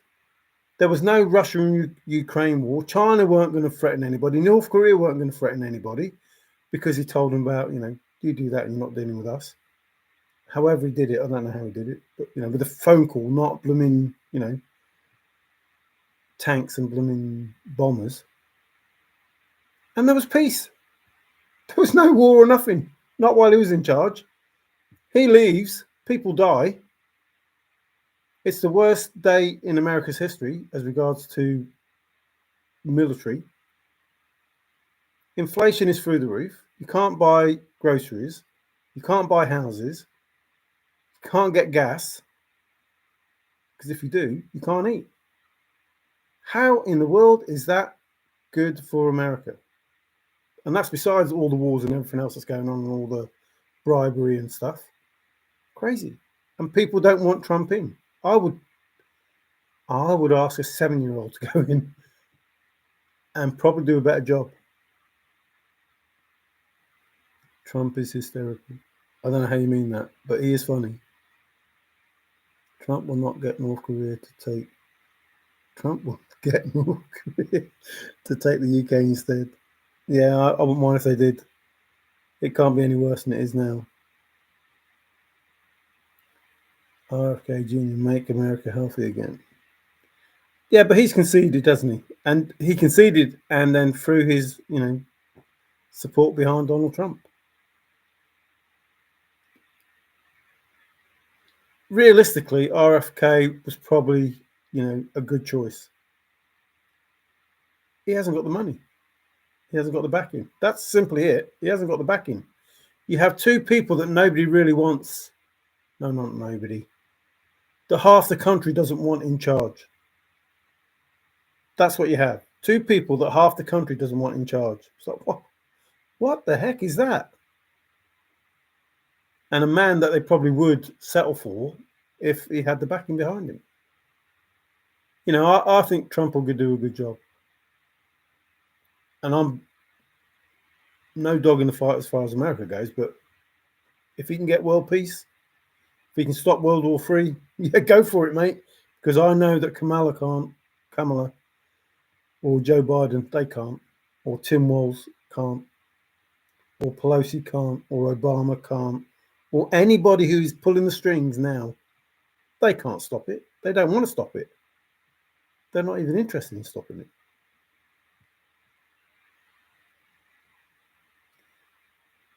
Yeah, but it shouldn't be about being in physical shape. It should be about mental state. Are they able to do, which is the same as, oh, we've got to have 30% women. Oh, must have black people. Oh, we must have transgendered people. Oh, we must have this. No, you don't. No, you don't. Everybody's equal. If they can do the job, they can do the job. If they can't do the job, they can't do the job. And that's it. That's it. Stop making somebody better than somebody else, because that's called whatever that is, ageist, racist, sexist. You got the LBGQ, whatever it is. Are you kidding? There's like 90 odd different types of people. That list should keep going. LBGTQ, blah, blah, blah, blah, blah, blah, blah, blah, blah, blah. You are separating these people. It's crazy. You're trying to get everybody together. No racism, no sexism. Everybody's equal. And then politically correct people say, no, no, no. These transgendered people need to be thought of better. This single woman needs to be thought of better. This person over here needs to be thought of better. Sod the normal people, sod the black people, sod the Hispanic people, sod the Mexican people. Just these people. What? No. No. Everybody's equal. That's what we started to go for. Everyone is equal. That was what we went for. Nobody's better than anybody else. Nobody should be treated better than anybody else. And yet at the moment, around the world, I'm not just saying America, around the world, those who are shouting the loudest seems to get heard, and then, yeah, we'll do that for you. Yeah, we'll do that for you. I don't care if people want to change their sex. I don't care. But I don't want to live my life around them changing their sex. I don't want to end up being taken over by another country because people who want to change their sex are in the armed forces. I don't want that. I don't want that. Just, it's a crazy world to think of. Those people in the armed forces that I want in the armed forces, I'm not just singling them out. I'm saying women, black people, Hispanic people, Mexican people, Venezuelan people. I don't care who they are. If they cannot fight in the armed forces, i.e. run so many miles, pick up so much weight, shoot, with some sort of accuracy. If you can't do that, no, you're not in the armed forces. You're not in the armed forces because you're a black person. You're not in the armed forces because you're a white person. You're in the armed forces because you can do the bloody job. And that's any job. Stop this bullshit. It's crazy. It's crazy. You shouldn't have to go out of your way to try and please these people's feelings. It's pathetic. We need more women in this job.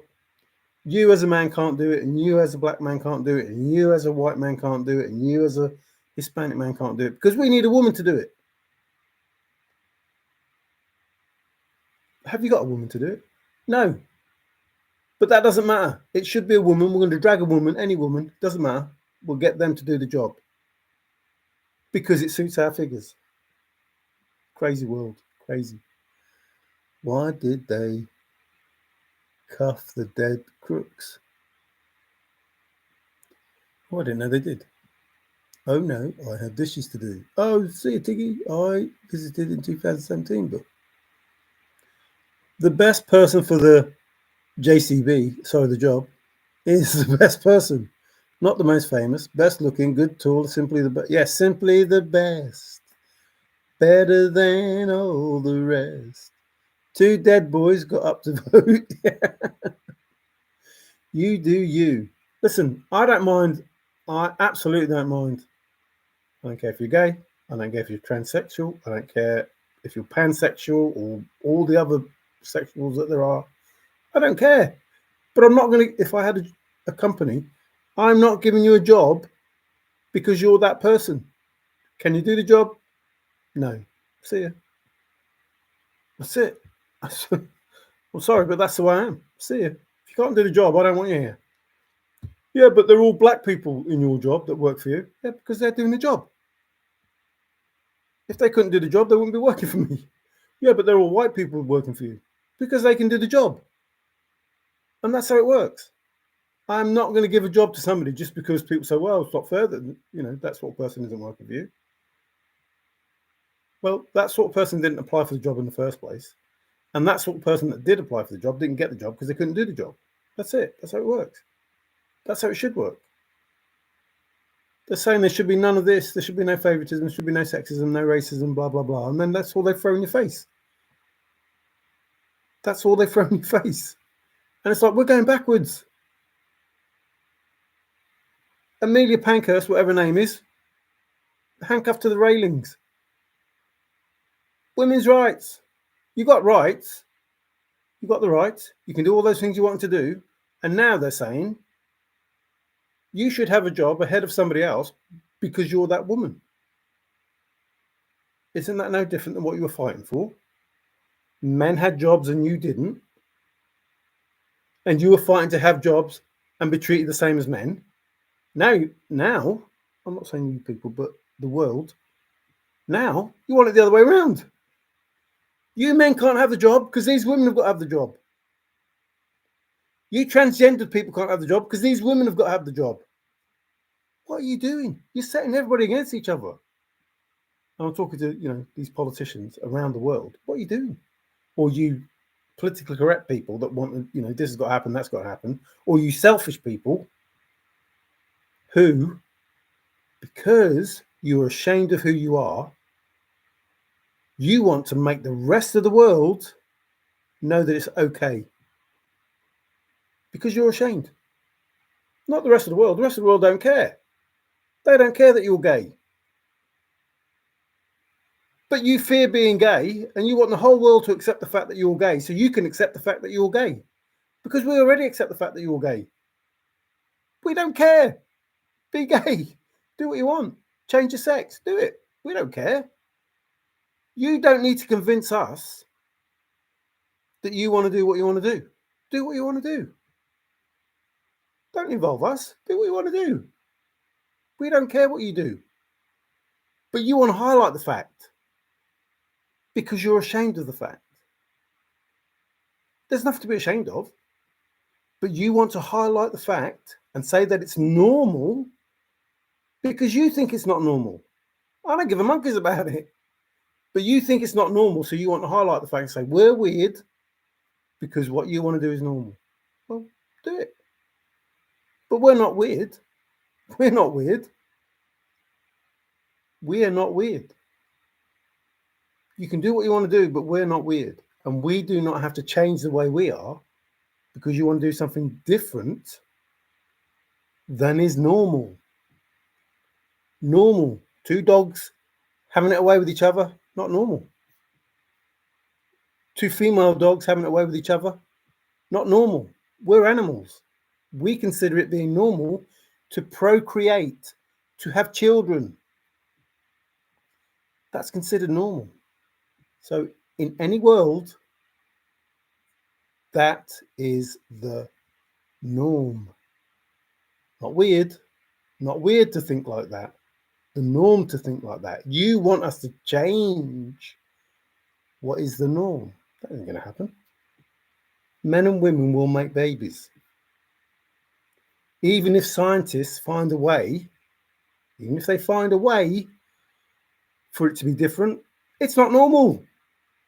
It's manufactured to be normal, but it's not normal. So you do what you want to do, but don't try and change what we're doing. We're okay the way we are. You're okay the way you are. Don't worry about it. Why do you keep changing the way? I'm trying to talk about Forrest Fenn. You're making me talk about the whole world. The Statue of Liberty used to identify as a dude. I think the stranded astronauts should still get to vote from the space station.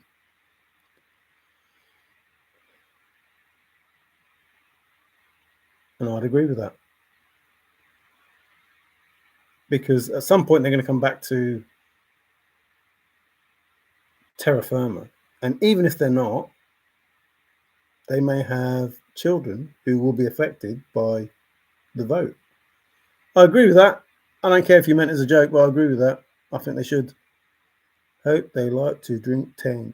No DEIs from no, none, no.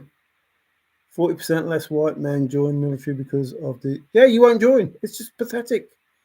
It's pathetic. It's like leave no one behind, apart from them 20 females who can't run as fast as the men and carry the packs that they've got. So let's all of us die because we have to go back and get them. Now, I'm not being sexist in that. They reduce the amount that those women have to do because they can't do it. Listen, if you're in a war zone and you need to be out in 30 seconds carrying 20 pounds of flipping stuff, you need to be out in 20 seconds carrying 20 pounds of stuff. They, the enemy, are not going to think, oh, she's a woman. Let's give her 5 more seconds. Or she's a transgender. Let's give them 5 more seconds. What the heck is the world coming to?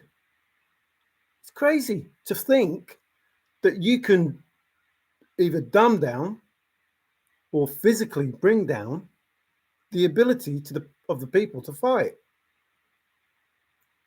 It's a necessity to be able to do certain things in a war zone.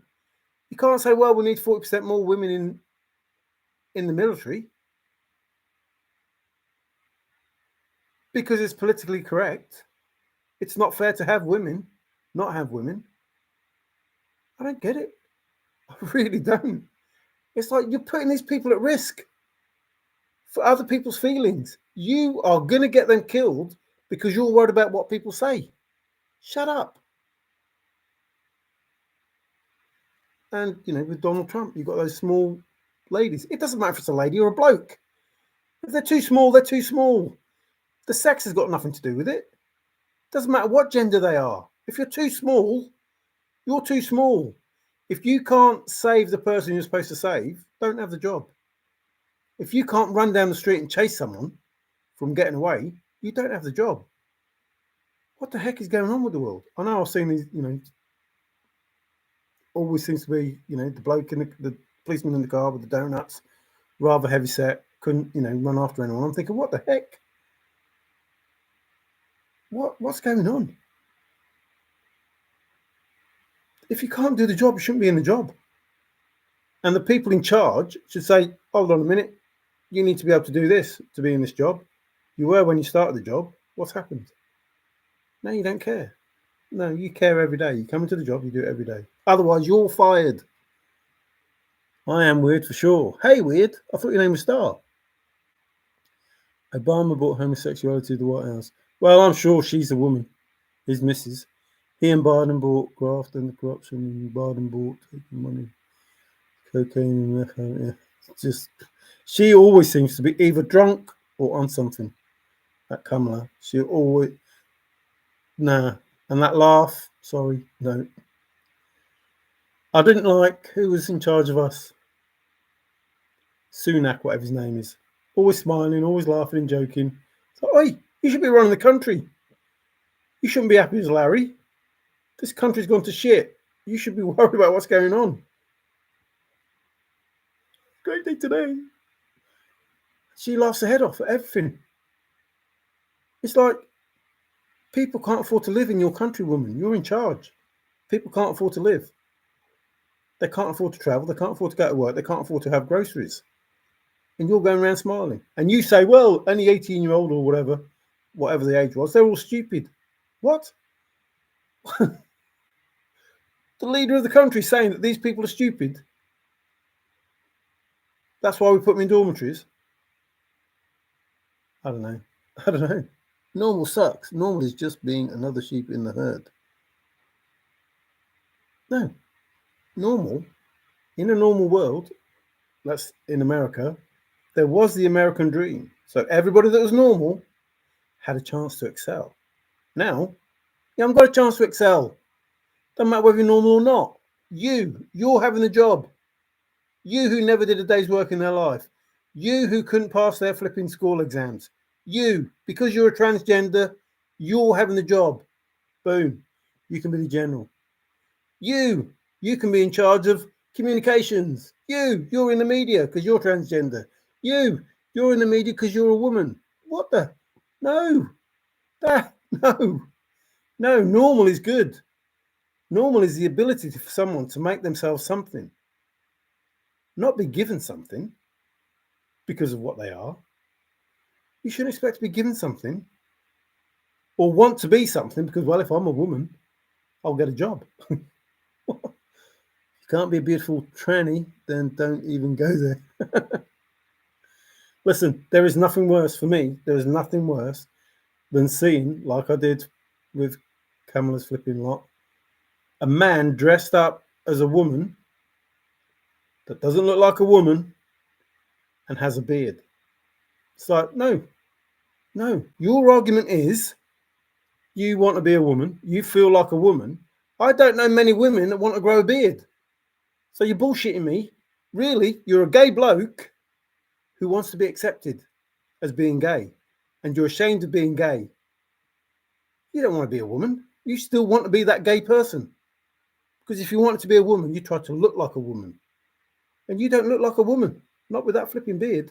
Stop lying to me. Stop making out you're something you're not. You're not a woman. You don't want to be a woman.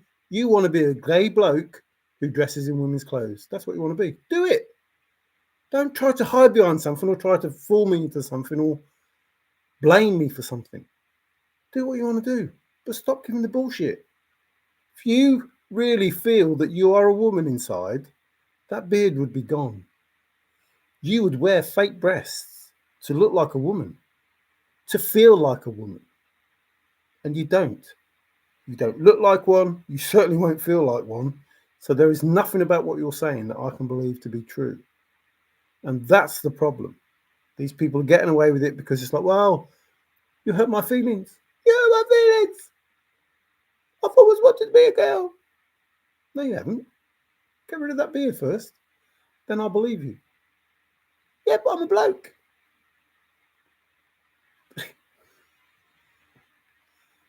I'm a bloke. I'm allowed to have a beard. I'm a bloke. I thought you wanted to be a woman. Yeah, but I'm a bloke. You know, through the week, I'm a woman at weekends.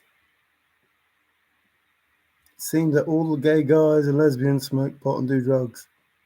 Well, you know, I'm not going to, try and say that this is the case for anything. I'm just saying, stop lying to us because you're lying to yourself.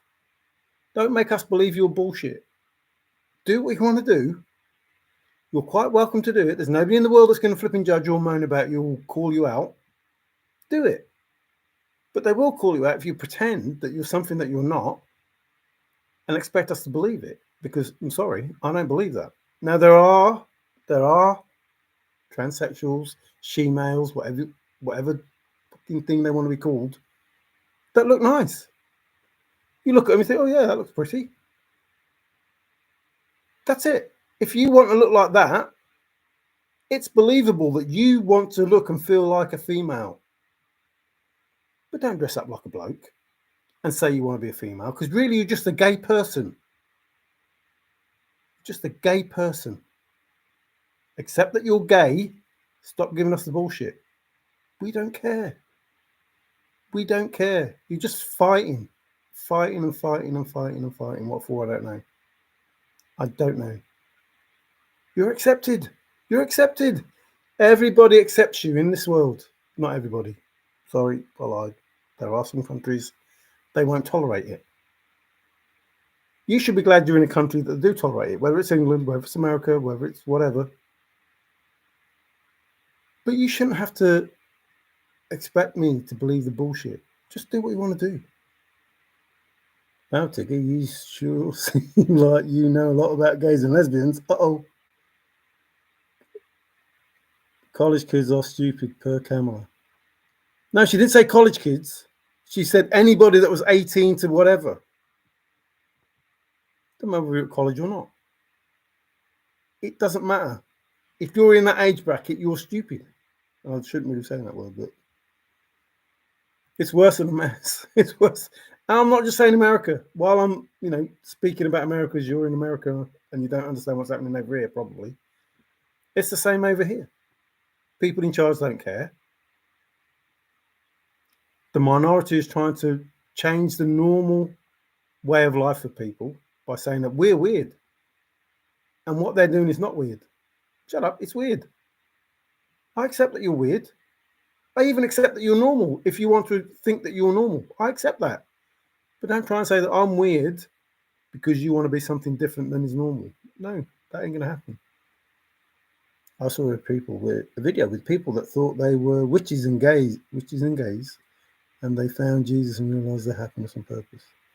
Yeah, and that's how it goes. They just want attention. Yet they want to feel better in themselves by making everybody feel worse in themselves. They want to believe that what they're doing is okay because at the moment they don't feel that it is okay. It's been okay. Nobody victimized you, or not many people.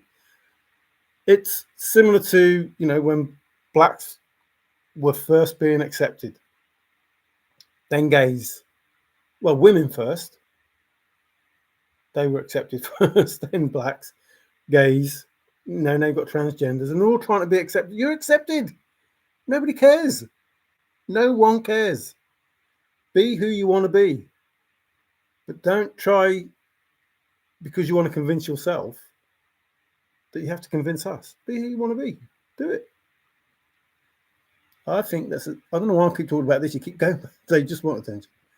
I think the society today and the deep state media wants them to hurt themselves and never have children. But that's exactly it. It's trying the immaculate conception. It's trying to get it all the way to that. Get rid of that. Get rid of that immaculate conception, that possible thought, or bring that to reality. Whichever way that's going to go. A man can have a child. Who says a man can't have a child? Oh, let's get the scientists to give this man a child. If you want to do that, do that. But don't try and make out that we're weird because you want a man to have a child.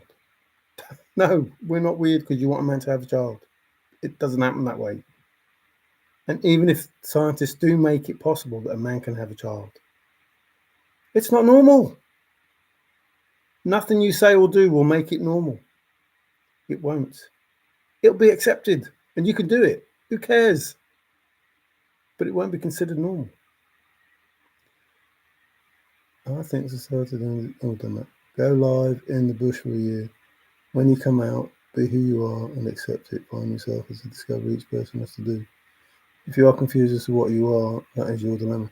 Yeah, but I agree with what you're saying, but you should be able to decide that as you grow from a child, a teenager, an adult. And by the time you reach that adulthood, you should have an idea of who you want to be. Before you have to go in the police force, before you have to go in the army, before you have to do any of those things. But you can't know it at 6 years old. That don't happen. You can't know it at 7. You probably can't know it at 10. That's pathetic. Absolutely pathetic.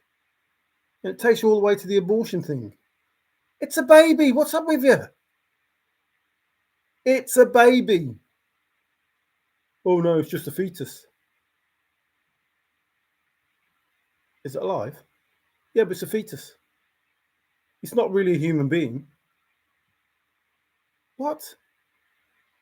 What in anybody's mind can say it's not a human being? So you kill it at however many months, 8 months, 7 months, 6 months, 5 months, 4 months. When does it become okay to kill? When does it become okay to kill? It's murder. You can birth a child and then kill it? What? What is the world coming to? It is crazy. Absolutely crazy that you can say, yes, it's okay to commit murder on a baby that's just been born. If the woman doesn't want the child, then give it adoption and she doesn't see it for the rest of her life. Because in her eyes, it'd be dead. And don't get me wrong, seriously, rape, incest, all of those things, if the woman doesn't want to have the child, absolutely. If she doesn't want that burden, absolutely. Absolutely. No question. No question at all. In certain circumstances, yep, absolutely no question. If she doesn't want that child, absolutely. She never intended for it. In no way should she be burdened with it. None at all. It would not be fair.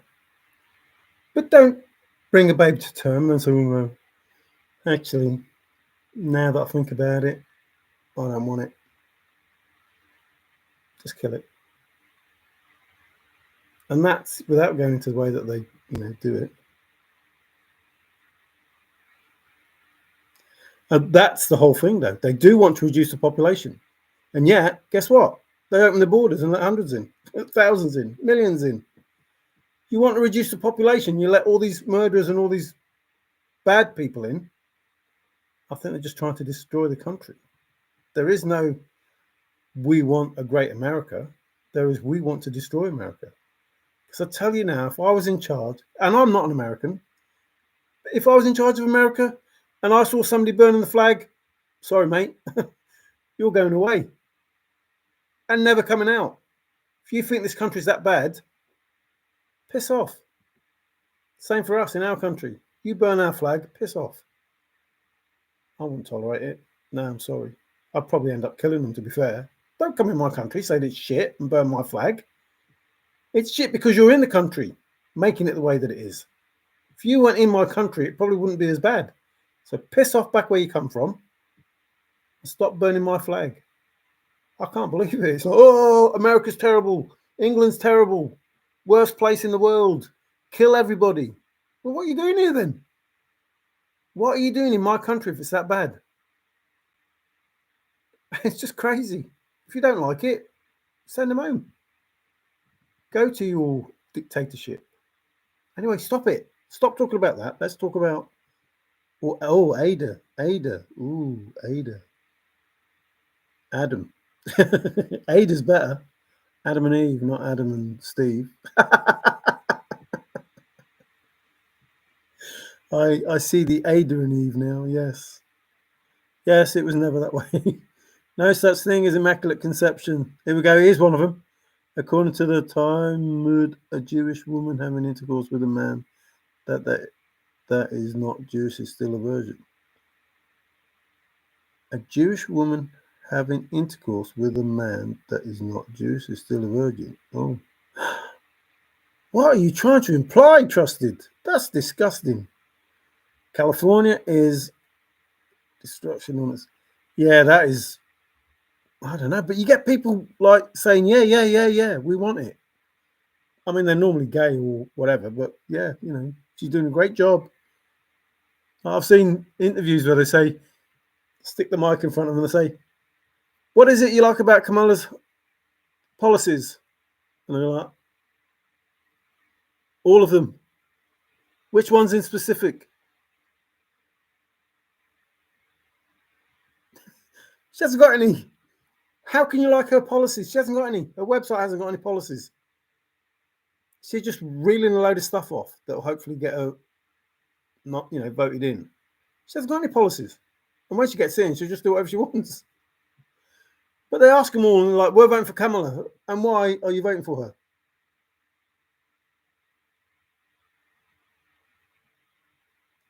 Well, which of her policies do you think are the best? I just think she's great. What about you? I just don't like Trump.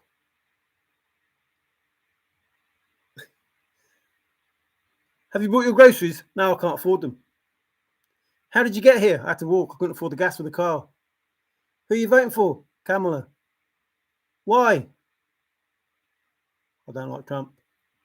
Idiots. Idiot. And the same for this country, it's idiots. You don't like Trump, so you want to pay extortionate gas prices. You want high inflation. You don't want to be able to buy food for yourself. You want the border open so these people can go and kill and rape and, do stuff. You want kids dying of fentanyl, whatever it's called, because you don't like the person who won't do that. It's crazy. Crazy. I have a granddad in Hawaii and I'm trying to coax her back to them. You won't get back here, there, whatever. The murders are reducing the American population as well. Of course it is. That's what this is all about. They don't care about your country. They're communists or Marxists. I don't care. I don't know which one it is. They don't care about the country. They absolutely don't care about the country. Kill them all. If it was up to them, you'd all be dead. And then what's the name? We just walk in. It's just crazy. We want to reduce the population, but we're going to let these crazy lunatics that have been released from other people's jails, that have been released from other people's asylums, we're going to let them into our country. But we want to reduce the population. Less people to control, the easier it is. But they don't want to reduce the population. They want to reduce however many Republicans there are. That's what they want to do. They want more Democratic votes. Iran is in the Antichrist pocket. USA. Yeah. You know, I'd be saying the same about England, but, you know, it's getting harder and harder. It really is. And it's only because people with agendas are,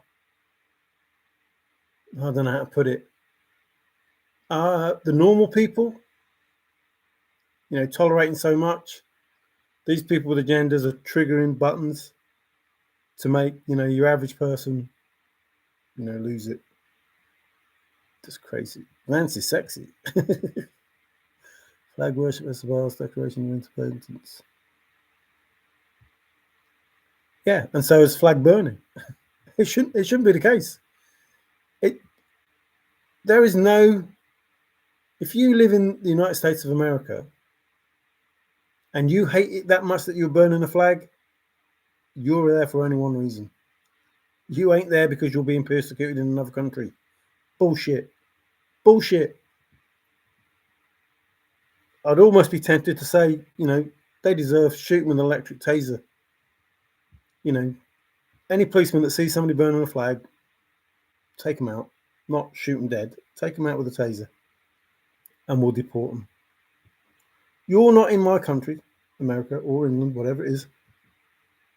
You're not in my country because you love this country. You're not in my country because you're being persecuted by your own country. You're in this country to screw us over. That's why you're in this country. You're in this country to take the money, and you're in this country to make and create violence between ourselves. That's why you're in this country.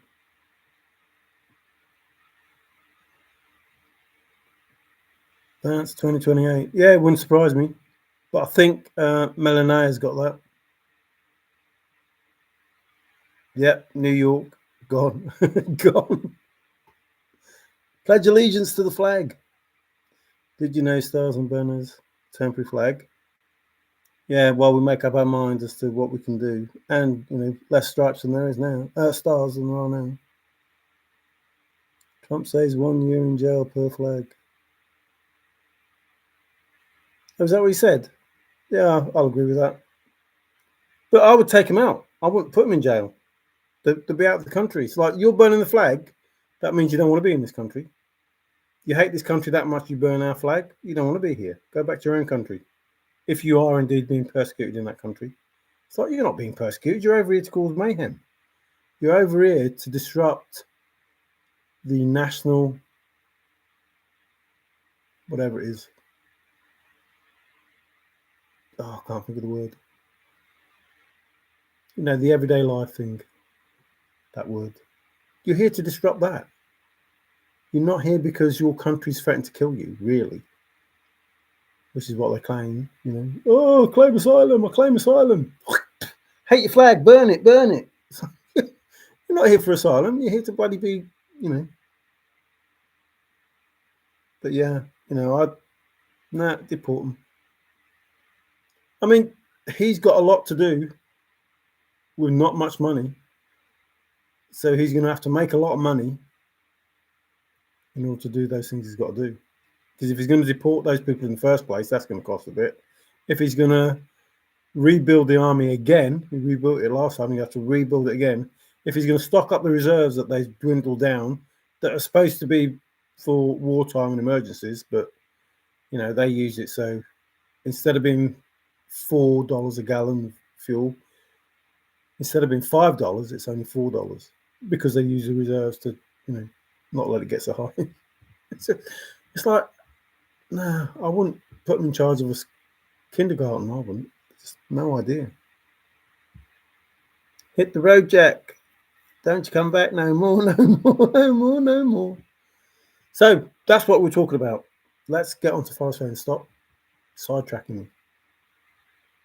At the end of the poem, it could say, if you're confident and contact Forrest, I give you narrative for the reason of Jack, or the reason for Jack, or the story for the reason for Jack, which is the end of if you don't have begin it where warm water's halt nailed down, you have nothing, which is Jack. That's your narrative. If you have the wrong, incorrect solve, all 100, 200, 300, 400, however many people are that have the incorrect solve, if you don't have begin it where warm water's halt nailed down, you have nothing. Jack. Some people would say Jack Sugar, but you have Jack. He is the story. It's important to the story, but I'm leaving that for the finder. The story is Jack. The narrative is Jack. The poem is the narrative. In the poem, the idea in the poem, there is a story about a person called Jack and a chest at 9 Mile Hole. That's your narrative. And as long as you insist that your solve is correct, which it obviously isn't, based on everything that Forrest said, as long as you keep insisting that that's the correct solve, the whole community, all you individual searchers that insist that you have the correct solve, as long as you insist that, because you don't have warm water's halt nailed down, you will have Jack. That will be your narrative. That will be all you have. Nothing. You don't have anything. You have nothing to show for your solve. None of you. 300, 400, 10, tens of thousands, if there's tens of thousands solvers that all think they solved this. Nothing. None of you. None of you have anything to show for that solve, except for Jack. The narrative. The story. It's important to the story. It's the one thing you're all missing. If you knew the story, you wouldn't say your solve was correct. Remember, okay, bro, Forrest, what's the one thing that all searchers, not some searchers, what's the one thing all searchers are missing? Seems a stage question, but what's the one thing all searchers are missing? And then this weird answer. Not normal, weird. It's important to the story. But I'm leaving that for the finder. Story? How can everybody be missing a story? Where the heck do you get a story from? Here's a Thriller's Chase book. What? It's important to the story? What's the story? Oh, the story is Jack. You see, in the poem, it says, don't worry about Jack. The chest is a lure. This story about Jack and 9 Mile Hole, whilst it's a true story, it's not real. It is a virtual story that is real, that was written by the person who gave us the thrill of the chase. And as long as people insist they have the correct solve and don't have begin it where warm water's halt nailed down, then you have Jack. Now, there's a simple way to prove that you're all incorrect. And you have been told that. And you have been told the story. And you have been told that there is a narrative, and that is the poem. And the reason you don't understand everything is because it's the story that's in the poem that is playing out in front of you, because you don't have begin it where warm water's halt nailed down. You don't even understand the word begin. You don't know that begin is putting. You don't know that begin is brave. You don't know that begin is go. You don't know that begin is endeavor. If I should succeed in this endeavor, you don't know half the stuff that begin means. So how can you say you have a soul? You don't understand the words that are in front of you. And as long as you don't understand those words, as long as you keep saying that you have the soul, all of you, then you will have Jack. You see, that's important to the story. Jack is important to the story, the narrative that's written in the poem. And it's the one thing you're all missing. And you will continue to miss it as long as you don't have begin it where warm waters halt nailed down. And there is a simple solution. A really simple solution. But you would have to admit that your soul is incorrect by listening to what Forrest Fenn said and applying it to your soul. And then, and only then, if you get lost, go back to the beginning. Go back to the beginning. But you have to start at the blaze. You have to know the blaze. You have to know what the blaze is. If you start with the blaze and find warm waters halt, you know at both ends of that, at both ends, the last clue is the most important. That's when you have the chest. The last clue. So the last clue being important, you won't know you have the correct warm waters halt until you have the chest in your hands. Hang on. I have the chest at the last clue. And I won't know where I start is right until I have the chest. But I have the chest with the last clue. How do I not have it with the first clue? Maybe start at the end and finish at the beginning. Maybe arrive where you started and know the place for the first time. So maybe the end and the two amigas, maybe the end and the beginning, same thing. Maybe the blaze, warm waters halt. Oh, there's something else. The Homer Brown. There was only ever going to be one spot. There was only ever going to be one spot. Mingled amongst the pages of the Thrill of the Chase book. There was only ever going to be one spot. So if you can finish and start and know the place for the first time, and there was only ever going to be one spot, you don't go anywhere. Except the last clue is the most important.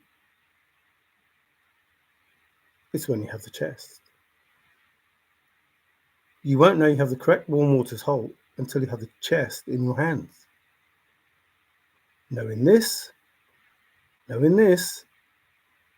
you know the correct warm waters halt. You know the correct warm waters halt. And you know it because it's nailed down. That's how simple it is. It doesn't get any simpler than that. You must find begin it where warm waters halt, and it must be nailed down, and you must be able to understand, also almost a poem when I know it, the Homer Brown. Begin it where warm waters halt. If you've been wise and found the blaze. So if you've been wise and found the blaze, look quickly down your quest to cease. Just heavy loads and water high.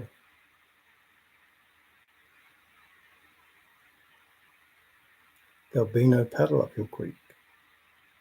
The end is ever drawing nigh. It's going backwards to go forwards. If the end is ever drawing nigh, then you must realise if you're going towards the end, it's a place that's no place for the meek.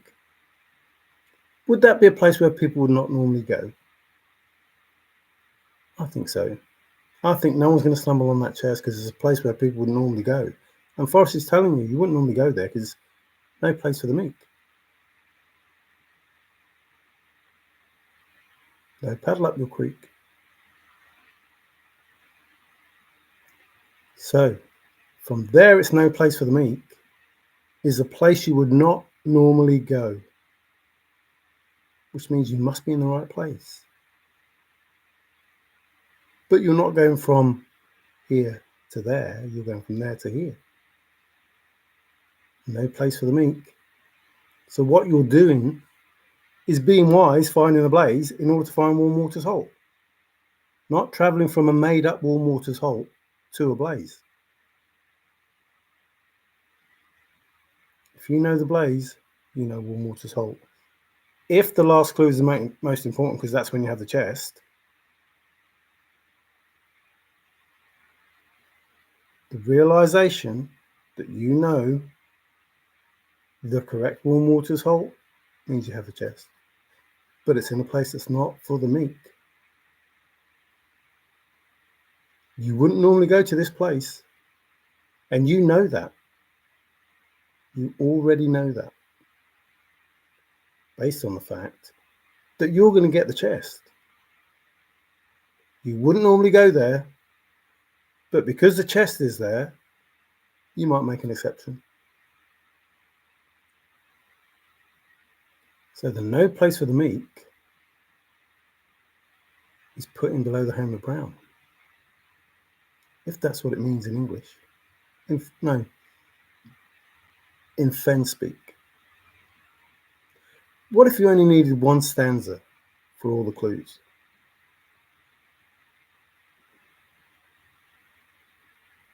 What if all the clues were in one stanza?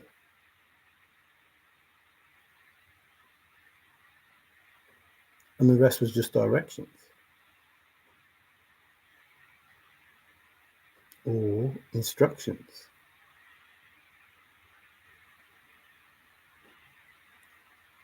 So, in The Thrill of the Chase, Forrest obviously knew how people think. According to the poem, he knew it all anyway. And he proved that by saying, "Don't tell me you found a chest. I don't even need to know your name. The answers I already know." Everything that Forrest is saying, he already knows. Don't tell me you found a chest. I don't need to know your name. Read me what the poem says. What if you're supposed to read the ending? What if you're supposed to read the story? What if there's a script? Which I've tried to tell you and you say it's BS. But the information you get is thrill of the chase information. Whether it be Pam and Ryan Bavetta far too soon. Oh, people keep retracting. Pam and Ryan Bavetta far too soon. Ben and Ashley, the monarch butterfly and sunflower. K-Pro and Cynthia crossing the mountains to Long Flat Island to Totem Cafe. Lawyer's office with the gold. Just a script. It's not what you think it is. It's a script that's playing out, that's in the poem. Has nothing to do with your chest.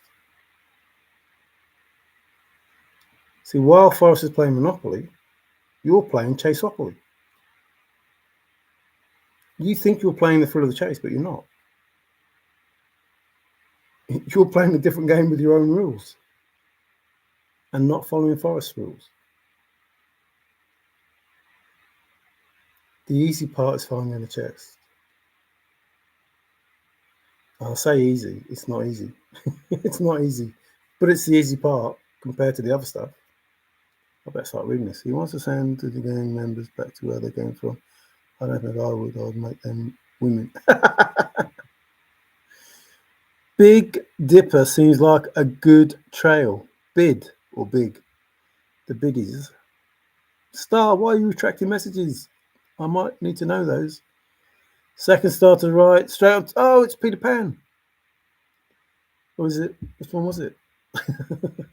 Which star? Homeboys tatted up, acting like females with appendages. That will F them up. It needs to be retrieved in the spring. Well, it depends what you mean by spring. Like, is a spring a creek or a canyon or a hole, or do you mean the season of spring? Won't know if they are Arthur or Martha. Gold fever is hard to catch for sure. I'm shy. Hi, shy guy. Yeah, gold fever now. Well, it's not hard to catch. You know, I went over to America, thought I was going to get a chest and put it in my pocket and get on the plane and go home. So gold fever is real. You know, I traveled thousands of miles before I realised, what? What? What, you're going to go and get this chest?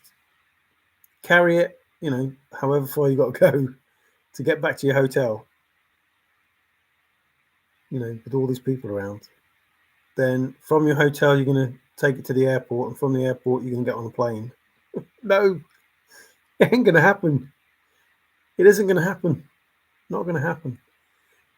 And not only that, Forrest is giving the chest away. I could go home with the chest that's so full, but he's giving it away. If I find the chest and he gives it away, what the heck? What's that all about? A high fly on the chest. Forrest, I found your chest. Look, here it is. Thanks. I'll have that. See ya. What? What are you doing? I found your chest, Forrest. What are you doing with it? No. And people say that, you know, or they don't say. It's like nobody says, what happened to the thing in the chest that the finder will like? It was there for all to see. It was an answer that the finder wanted about the secret treasure. It was there. The answer that the finder wanted was in the chest. I said, oh, thanks. And Forrest says, your best revenge is me wearing the bracelet. There's an answer for you. It's in a safe place. There's an answer for you. I want to warm up to it, otherwise it gets abstract. There's an answer for you. And Forrest did it all the time. I'm like, Forrest, what are you doing? Telling everybody the answers. I think I wrote him an email, actually. I didn't just think it. I sent an email. Like, why would you want to tell him the answer?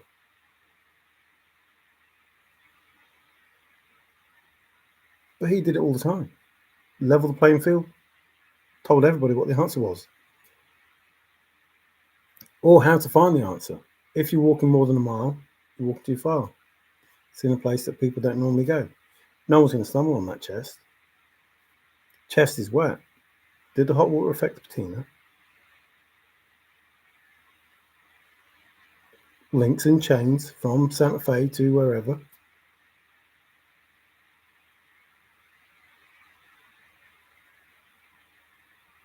Just one hint after another about old and new things. If you die with more than $50 in your pocket, you're a failure. My father was burning the candle at both ends. One after the other. Hint, hint, hint, hint, hint, hint, hint. No. Hint, answer, hint, answer, hint, answer, hint, answer. So while some were just like, well, if you understand this, $17 a square inch.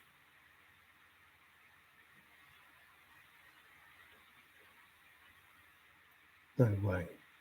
That much? I'm trying to think of the other stuff. So Forrest,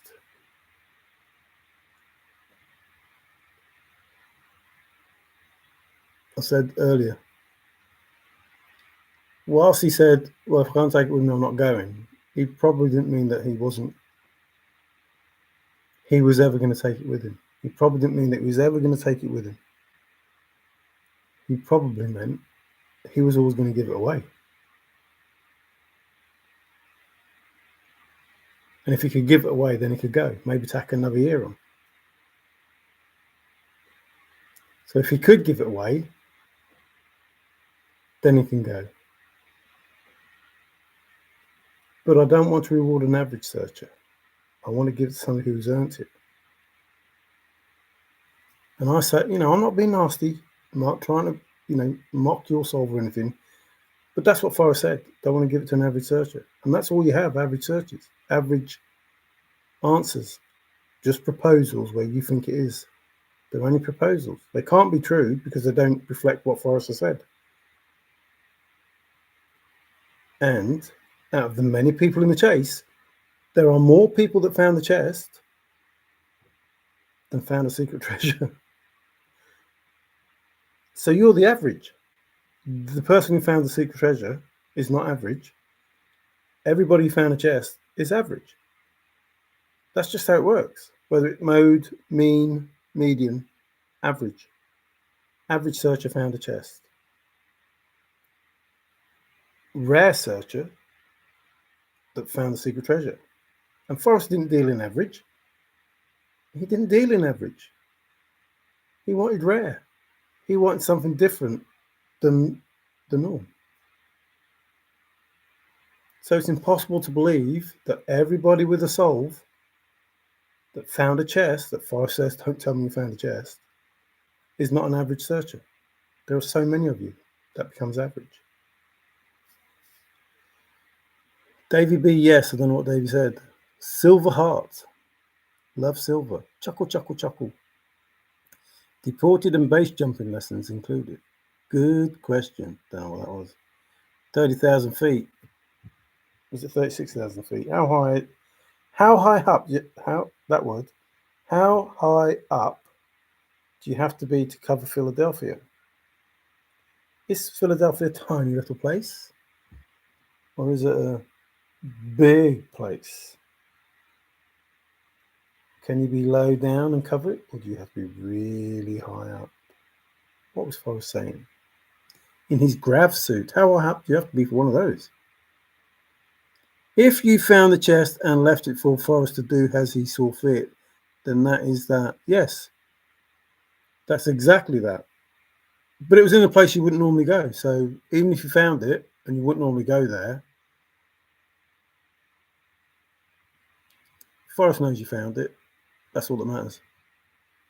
And Forrest could do what he wants with it, but he was always going to give it back. So the way I see it is, if you find a chest and it's going to be donated, there's no point in going to get it. It's going to be donated. There's absolutely no point. I mean, you live in America anyway. I don't know if you live down the road from the place or, 20 states away. But there's no point traveling to get a chest that you're going to go, here, Forrest, here's the chest, I found it. What's the title? He says, oh, thanks for the chest. Just like, what? Wait, what? It's my chest. I found it. I was going to give it back. I was going to donate it. Didn't you know that? Didn't you hear me what I said? Oh, yeah, but I don't think you're going to take the chest off me. So if you found the chest, Forrest knows you found it, and he can do whatever he wants with it. It's his chest. He didn't say you will go home with this chest. He said you could go home with a chest so full of blah, blah, blah. You could. Not you will. You could. There's a choice. You have a choice. And the choice is the title. The choice was never the chest. Or shouldn't have been the chest, if that's what he said. You don't get to make rules, Dave. If you had left Forrest to do as he saw fit, that would be antagonistic to freedom. I don't know why you two keep falling out. There should be training for people in prison so that they have a trade. The inmates at Anglo prison don't want to stay for years and years and then leave. They get treated good. And that's why the world is the way that it is. Because people being politically correct that say, well, these people need this, this, this, and this while they're in prison. No. You were put in prison because you did something wrong in the good old days because you did something wrong. And the first thing that they said to you was what? You lose your rights. You lose your freedom and you lose your rights. But then people are like, oh, poor little person in prison. Just bread and water. Let's give them a square meal. Oh, poor little person in prison. Let's give him a library. Oh, poor little person in prison.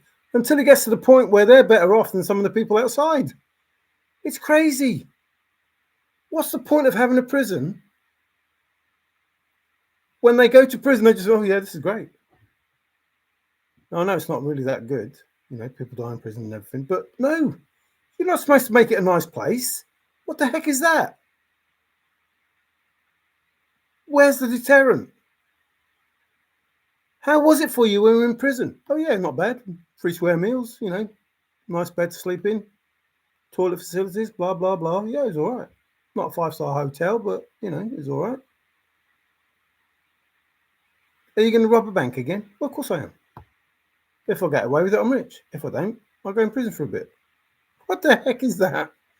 All these people that are politically correct are ruining the world. There is no deterrent. It's like saying, yes, let's try and make these bad people good. You're not making them good. Which is, you know, and I'm not sexist, but women, when they get with the bloke, I'll change him. I'll change him. Oh, he cheated on me. He cheated on me.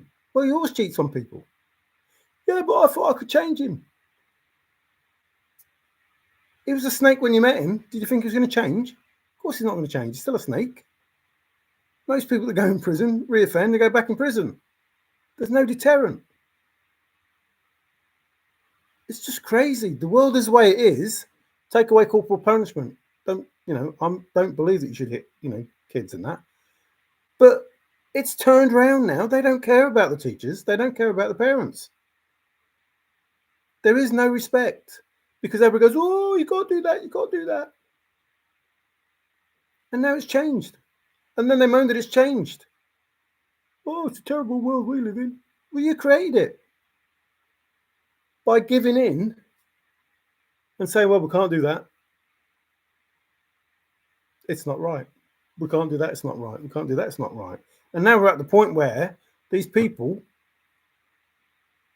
think they can get away with murder. These people think that they're the normal and we're the weird because we let them think that. That's crazy. Anyway, stop changing. Stop talking about stuff except Forrest. Otherwise, Davey's going to ban you. Your thumb looks like a Frito. Tigger, I don't know, but that's the oldest prison in USA. I was a climber. My mum said that they put me out of a daycare because I climbed out, on, and up. Tigger, you weren't in daycare. She says I was, maybe for a day or two before I climbed out and up. Tigger, she should know. Sorry, my mistake. Tigger, our daycare was go outside and play. I climbed a fig tree, a plum tree, a mulberry tree, mimosa tree, and whatever tree I could find. Oh, I was trying to think of a different tree then. That I bet you didn't climb a symmetry. There you go, found one. A symmetry. I bet you didn't climb a symmetry. My mother was a nurse. I was a latchkey kid. I don't know what a latchkey kid is. What the heck is that? But definitely not climb the symmetry. I was trying to think about a better one than that, but I can't. Geometry. Trigonometry. You didn't climb a trigonometry. I'm not really into heights. Golden heights. Spunky is fun to point, but if it gets too near, it can become a little frightening. Yeah, I don't think. I was going to say, I don't think I'm scared of anything, like, ghosts and stuff. But, and it's a big but, because I've never seen one. So I don't think I am scared of snakes. But I suppose if I saw one and I didn't know if it was poisonous or not, I would be scared. Well, that could go with spiders as well. If I didn't know if it could kill me, which is why I don't want to go to Australia, because Davey B talks about all these, weird creatures that we don't have over here. We don't really have poisonous creatures over here that are going to kill us. So I'm not scared of them because, they can't hurt me. But if I was in America, I wouldn't know if that spider could kill me or, make me ill or whatever. So I would be scared. It's like, oh, spider, is it lethal? So then I might be scared. So I think if I knew all the spiders, I probably wouldn't. Like if I knew it was a harmless spider, it wouldn't bother me. But if I saw a tarantula, I'd be like, hang on a minute.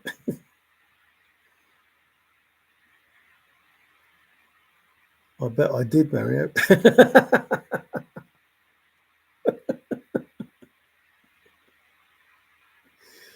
He rode asymmetrical. Tigger, no mo trees. No mo trees. Oh, I can still climb a tree, but not a mountain. Oh, I thought ain't no mountain high enough. Or a mountain top. Not a mountain, but close. Oh, hang on, just thinking about that. What was that quote? I can't remember that quote. What does that mean? Oh, I forgot about that quote. Well, Mary, you're on again, repeating the same old nonsense. Actually, no, it wasn't the same old nonsense. But again, you come in being an ignorant, arrogant son of a whatever. It's not the same nonsense. It was totally different nonsense. But hey ho. Well, tell Bill he's here. Tell him. Tell him how it worked out. And then tell me after this ends how it worked out for you. Ha ha. You see, he who laughs last laughs longest. But guess what? I wasn't looking for a chest.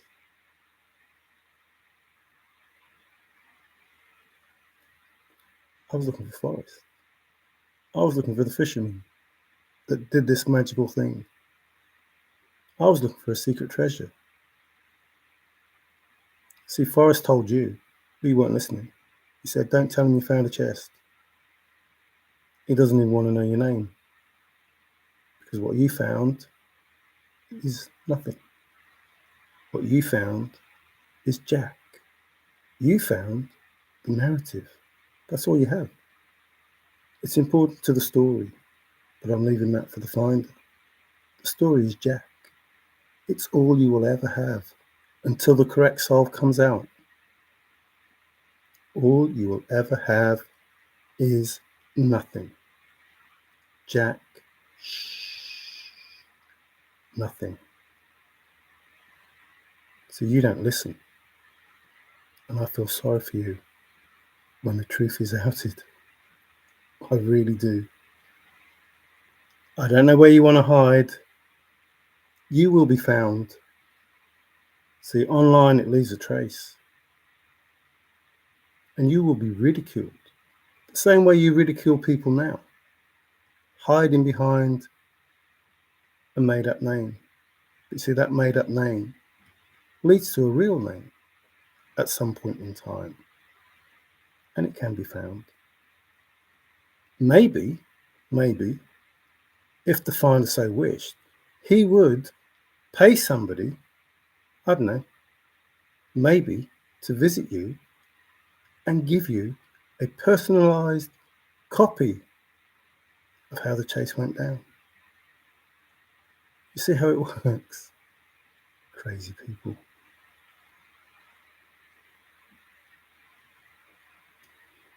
Said the bedroom would be where the treasure. You tell people else because of you tell people would go. So this is a house what's your distance. What? Half of that I haven't said, and the rest of it I don't understand. You said the bedroom. What? Don't know. Don't know what you're talking about. I have no idea what you're talking about. If anyone finds me dead on a hiking trail, then no, I was dragged there. I would walk creek bottom and streams though. Venom is injected, poison is absorbed. Poor Tigger went dragging there. Well, she was dressed up as a queen. Tig, before you know it, you would be up the hill. What with Jack? Oh no, Jack and Tig went up the hill to fetch warm water, and Jack came down and broke his crown, and I came tumbling after. Tigger, did you have a good day? Tigger, I, what a house, or a home. Ardy's house. Yeah, but that was after. It was all done. Yes, I had church, and then I sat around in my hand. Oh, too much info. Tigger, stop it. Stop it. Tigger, did you have your shirt off? No, he had it off, but not shirt. Was that Jim Jones' church? Oh. Oh no. That's another Jim. He gave the example of the house. What room would the treasure be in? He said the bedroom because people visiting would not normally go there. So I don't drink. I don't drink. What's that got to do with the chase? That was merely an example of a child, which obviously you're not as smart as, wouldn't go in the bedroom because people don't normally go there.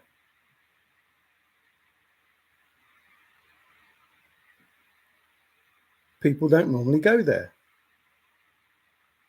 So if you're going there, why? You're told by Forrest that people don't normally go there, so why are you going there? If I told a child not to go into the bedroom, they wouldn't go in the bedroom. But you think it's okay to go in there. You're following a different rule book. You missed the important bit. You only need the 4 words. And you started at the blaze. If you had a mind to. If you knew what the blaze was, you knew what warm waters was. And if you had warm waters nailed down, you would have the chest, both at the last clue and at the first clue, which is what Forrest said. You won't know you have the correct warm waters halt until you have the chest in your hands. First clue. Last clue, blaze. That's when you have the chest. Or is it the first clue? Do you arrive back where you started and know the place for the first time? But you won't understand that because you haven't got it nailed down. You see, that's how simple it is. It's very simple, really simple. And because you haven't got it, all you have is Jack. Now, that's the different nonsense I'm talking about now. It's important to the story, but I'm leaving that for the finder. What's the story, imagination? Do you know what the story is? The story is Jack found the chest at 9 Mile Hole. The story is the narrative that's written in the Thrill of the Chase poem. And you only have Jack, as Forrest said you would, because you don't have Warm Waters halt nailed down. And if you don't have Warm Waters nailed down, you have nothing. Nothing is Jack. Zilch. Nada, which I told you hundreds and hundreds of times. Nothing is Jack shit. You have Jack shit. You have nothing. You have Jack, who is the story in the Thrill of the Chase that is important, but left to the finder to tell. Because you don't know it. You don't know the story. You don't even have Warm Waters halt nailed down. And yet, I'm telling you, there is a way to find Warm Waters and know that if you start at the blaze and look quickly down, your quest to cease, just heavy loads and water high, from there, it's no place for the meek imagination. What does that mean to you? It's no place for the meek. Does it mean it's in a place people would not normally go? Of course it does. Of course it does. It means nobody's going to stumble on that chest because it's no place for the meek. A place that people would not normally go. Do you see how it works? Yet, keep peddling the bull that you're peddling, and all you will have is Jack. The narrative. The true story, the real story, sorry. The story is real. The treasure is real. The story about Jack is real, written in the poem. 9 Mile Hole, written in the poem. The chest is just a lure, written in the poem. Don't tell me you found a chest, says Forrest. I don't need to know your name, says Forrest. Read to me what the poem says, and it's game over, says Forrest. And what do? You keep saying you found a chest. Nope, I'm not getting it. Forrest doesn't want to hear you found a chest. You need to read to him what the poem says and it's game over. I'm not seeing you read to him anything. Why can't you read what the poem says? Why don't you know what's important to the story? Why don't you know what the hairs are for? Why don't you know if two can keep a secret, one of them is dead? Why don't you know all of these things? Why don't you know what's important to the story? I haven't read what you've been writing because I know that what you're saying is bull because you have nothing. Every searcher that says they found a chest has nothing. Why have we got Jack? Because you found a chest. Why have we got Jack? Bill found a chest. Why have we got Jack? Fively found a chest. Why have we got Jack? You all found a chest. And none of you can prove it. And as long as you can't prove it, what you have is nothing. You have Jack. He is your narrative that you will have until the day that you die, believing that you found a chest. Until somebody, maybe the real finder, says, this was the real soul. This was what it was about. This is the chest. This is where it was. This is why it was there, because it was nailed down. You don't understand that. But trust me, when you find out, you will know.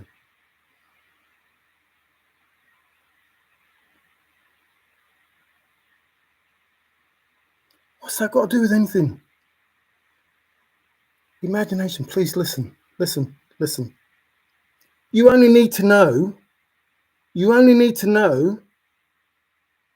the beginning and have it nailed down. That's all you need to know.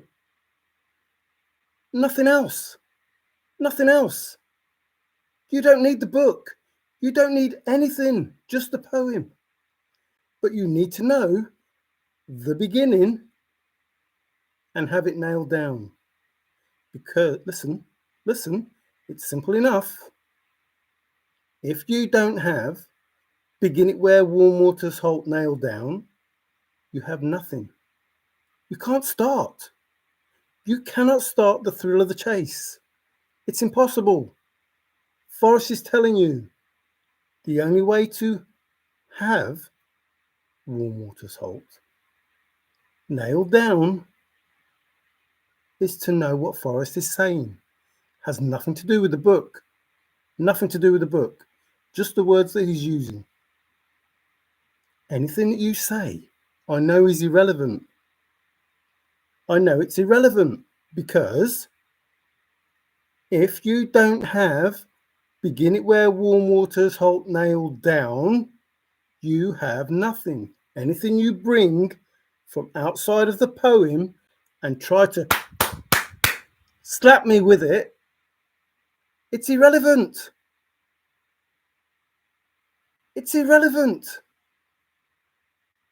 The words of Forrest Fenn and the poem, all you need. If you only have the poem, it's all you need. You take the book, The Thrill of the Chase. Ah, the poem. Hmm. Hmm. Hmm. Ah. Hmm. I know where it is. That's it. That's it. Don't read the book. You don't even need the book. Go online, get the poem online.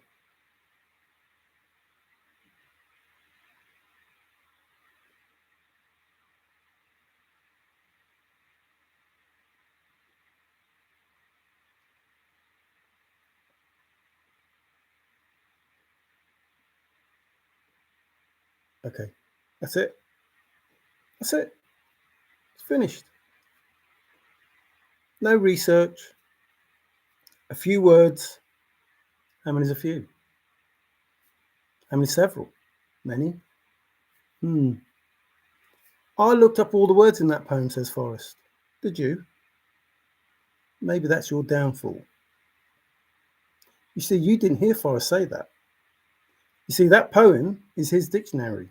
That poem is his thesaurus. That poem, his encyclopedia. That poem, the narrative. That poem, an atlas. That poem, everything that Forrest said you needed, I don't know, maybe to solve it. Decipher the clues in my poems. Poem. What is a cipher? Do you know? Do you know what a cipher is? No. You think you know, but when you look up the word cipher, I don't know, maybe I was doing what he said.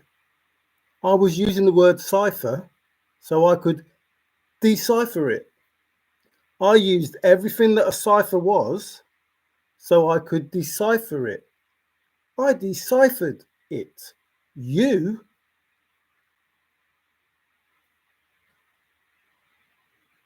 another book, another book.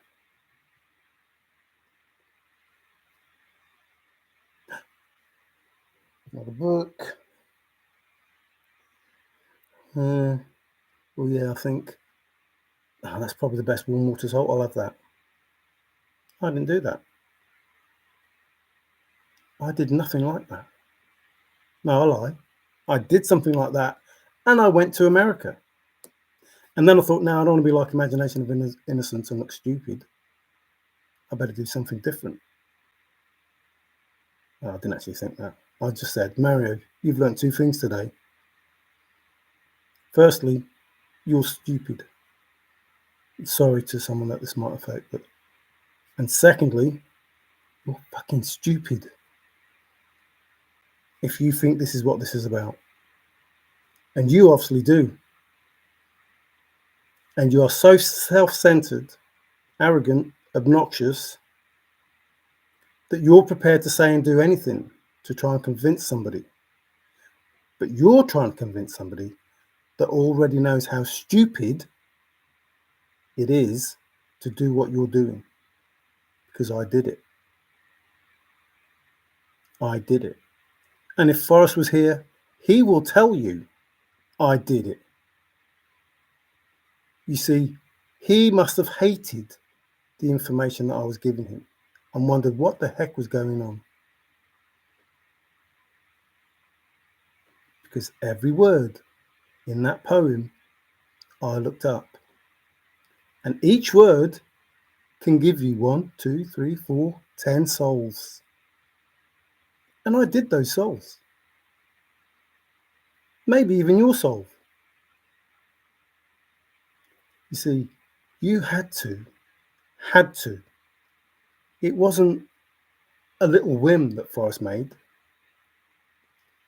You had to have, begin at where warm water's halt nailed down.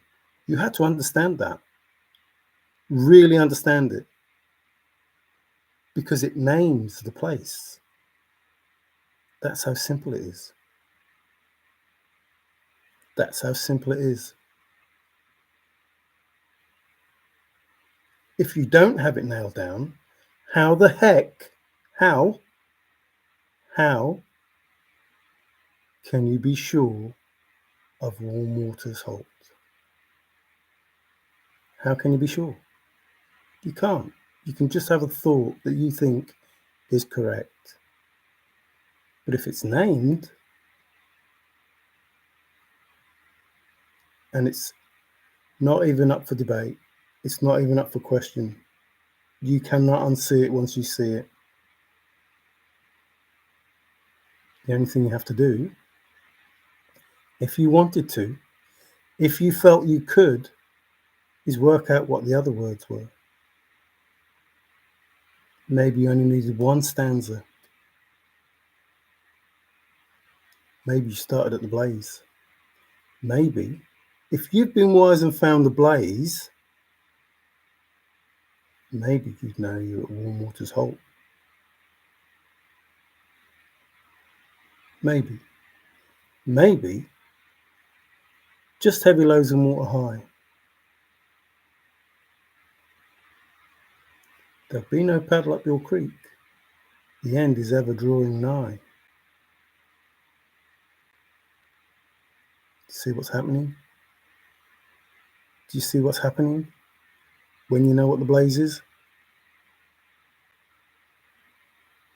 From there it's no place for the meek. Put in below the home of brown. Not far, but too far to walk. And take it in the canyon down. Begin it where warm waters halt. Arrive back where you started and know the place for the first time. Because there, you know you have the correct warm waters halt. And with the last clue, you have the chest in your hands. Are you at the first clue or at the last clue? The last clue gives you the chest, Forrest says. It's the most important.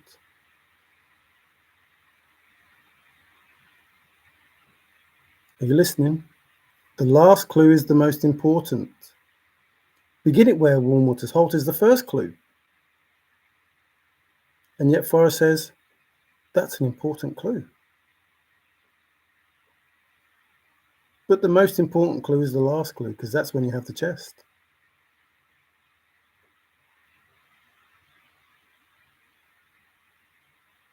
So, finding the blaze, look quickly down.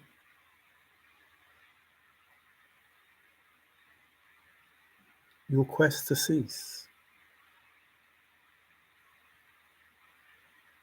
But Terry scant with marvel gaze, knowing that you found the blaze, you can't mess about. You can't mess about. You've got to get out of there. Why? Why?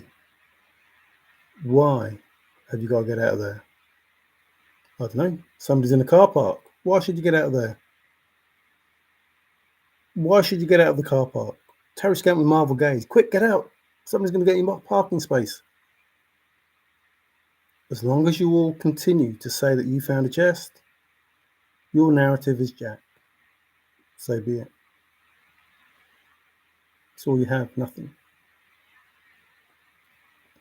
It's important to the story, but I'm leaving that for the finder. The story is Jack. You know it. I know it. It's a story. A real story written by Forrest Fenn. Nothing is as it seems, and yet this story is real. It has a beginning and it has an end. But that's important. And the finder would know that, and Forrest is leaving it for the finder. Are you the finder? What happens in this story that's in the poem? What happens in this story that's in the poem? That's important, but left to the finder. It's the one thing that everybody's missing. Except the finder knows. Nobody else knows. They have Jack. They don't know why they have Jack. They have Jack. They have nothing. He's saying your solve is nothing. How do I know Forrest is saying that? So you try and blame it on me, but this is Forrest talking, not me. How does he know you have nothing? And why does he say you have nothing? Don't tell me you found a chest. It's nothing. You have nothing. Don't tell me you found a chest. You have nothing. You don't have begin it where warm waters aren't nailed down. You have nothing. You don't even need to tell me your name. I know your solve. I know your solve. I know who that solve belongs to. Here, look, here's my Rolodex. There you are. Look, that's you. That's you. There you are. That's your solve. I know who you are. I know you found a chest. Don't tell me that. Read me what the poem says. Read me what the poem says. Tell me about Jack. Tell me about Jack. Can you do it? No, of course you can't. But the real finder can. And I've never said the real finder is me. Just because I have information doesn't mean to say that I'm the first person that could find this information. I have said all along, you could all find it. You're all in the poem.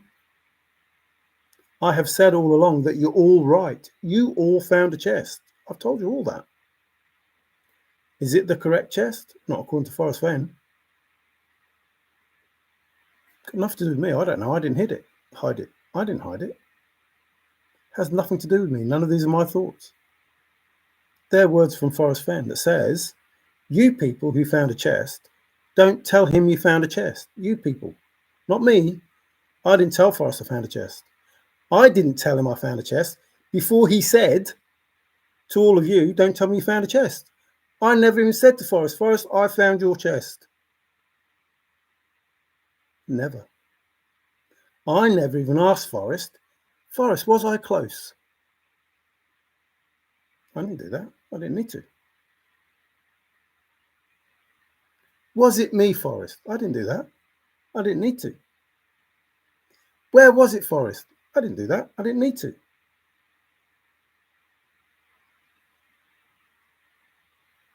Stop mistaking me for a fool, because I am not a fool. I have given you all the help that I can in regard to the thrill of the chase without compromising Forrest Fenn. Now, I think I've done something good. Maybe that's just me. I have tried to help people understand things aren't what you think they are. And there is nothing wrong with the thrill of the chase other than you don't understand what Forrest Fenn is saying or the information that's put in front of you. And I find it offensive, truly offensive, when you try to say that it's BS, because you're not insulting me.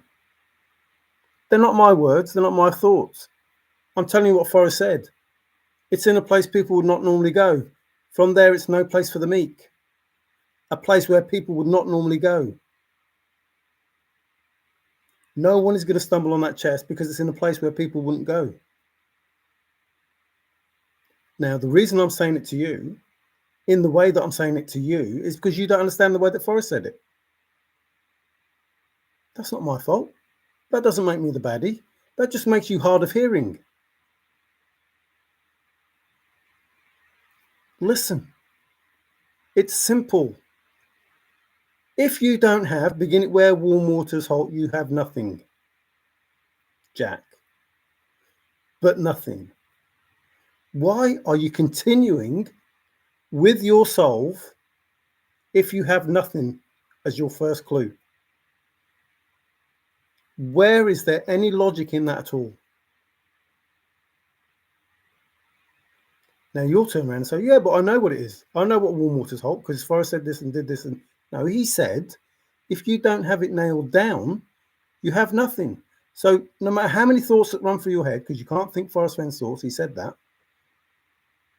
No matter how many thoughts run through your head, they're not his. They're not his. So you still have nothing. Whatever you thought of is still nothing. Until, please listen, flipping heck. Until you have begin it where warm waters halt nailed down. His nailed down, not yours. Not a bent nail turned over like Dave, man from the East, does. Not that nailed down. Forrest Fenn's nailed down. In his Fenn speak, from his dictionary, that is the poem. The words he looked up, they're his words. He made them up. They're his words. His thesaurus, his dictionary, his encyclopedia, his narrative, his script, his story, they're his. He looked them all up. He looked them all up. And you think that you can think his thoughts. You can't even read his words. You can't even read him what the poem says. That is beyond I'm not going to keep using the S word. Idiotic. It's beyond idiotic. You cannot think his thoughts. Anything that you think, it's your thought. It's not Forrest. How you can't just, I don't know, comprehend that? I don't understand. Nothing any of you think of is Forrest Fenn's. You have to listen to what Forrest says and then implement that. In other words, have begin it where warm waters halt nailed down. That's it. That's it. He doesn't say you need begin it where warm waters halt nailed down. You need not far but too far to walk nailed down. You need the end is ever drawing nigh nailed down. He's not saying that. He says one thing. You only need one thing nailed down.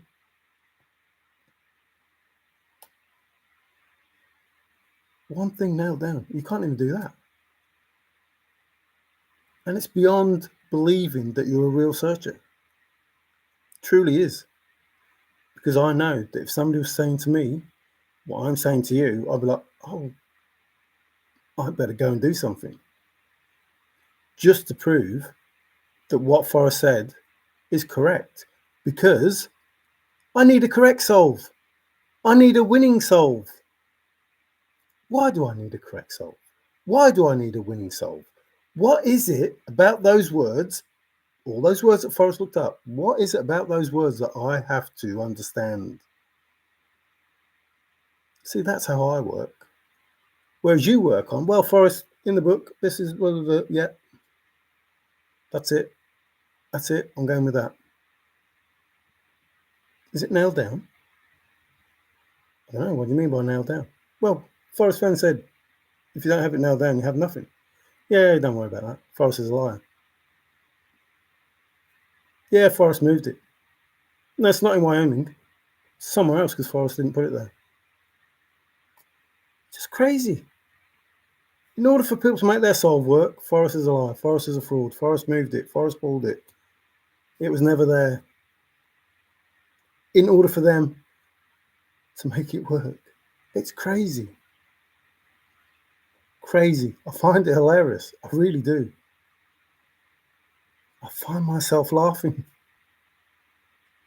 I'll be sitting down, I'll think of somebody's solve, and I will laugh my guts out.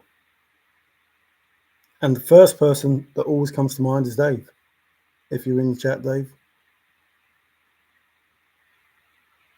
It's in a place people would not normally go. He's in a car park. What the heck? There's only one way in. He's in a car park. The chest is wet. It's not wet. It's not associated with a man-made structure. It's associated with a cross. And the list goes on. That's like if anybody didn't listen to Forrest Fenn, it's Dave.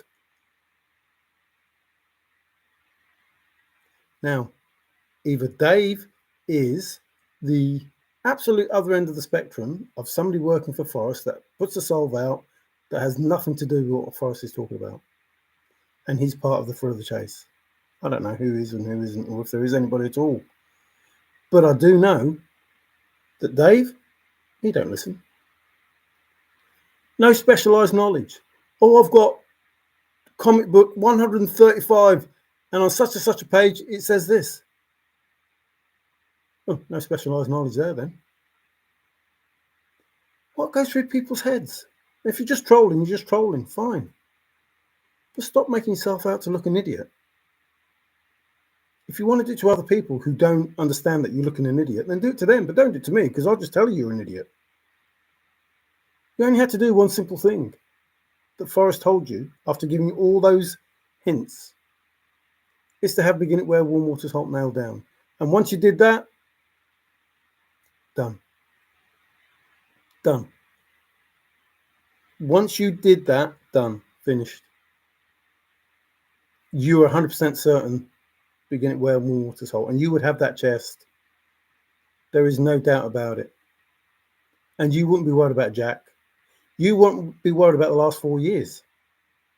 You wouldn't have even been worried if you solved it before 2017, 2018, 2019, 2020. You wouldn't be worried Because you know,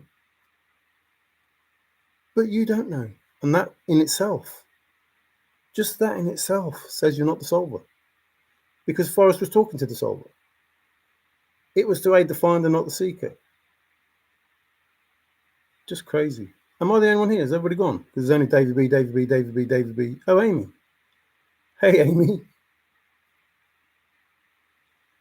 It is a prerequisite, not optional. Rules, you have to follow the rules. For you. Think the guys ever, if you did not follow it, I don't know. Reeks. Hi, guys. Well, you're still on. Yeah. I think I ranted at Imagination of Innocence, but he ran off. He's not there. Treasure Payne wants a chest. I don't get it. I really don't. Why people want a chest? I don't get it. The chest is going to the Smithsonian, whatever Forrest Fenn said. Why are you so fixated on the chest? You can't find a chest. You couldn't have found it. You couldn't have found the chest. Not with the souls that you have. There was only ever going to be one spot. If you had it nailed down, you would understand what that was about. It's just crazy to think that you don't hear that information. It really is. Now, I'm sorry if people get offended, but I'm not trying to offend anybody. I'm not trying to upset anybody. I'm trying to say, look, this is what Forrest Fenn did. It's quite simple. He told you the answers. You just had to hear them. He gave you the hints. You just had to hear them. There was a chest and a secret treasure. You just had to understand that. You just had to realize that once you took the chest and gone in peace, so why is it that I must begin and leave my trove for all to seek? Why is it that I must make and leave my trove for all to seek? Not a chest. You don't need title for a chest. You took the chest and went in peace. Why the heck should Forrest give anybody title to anything if they've took it and gone?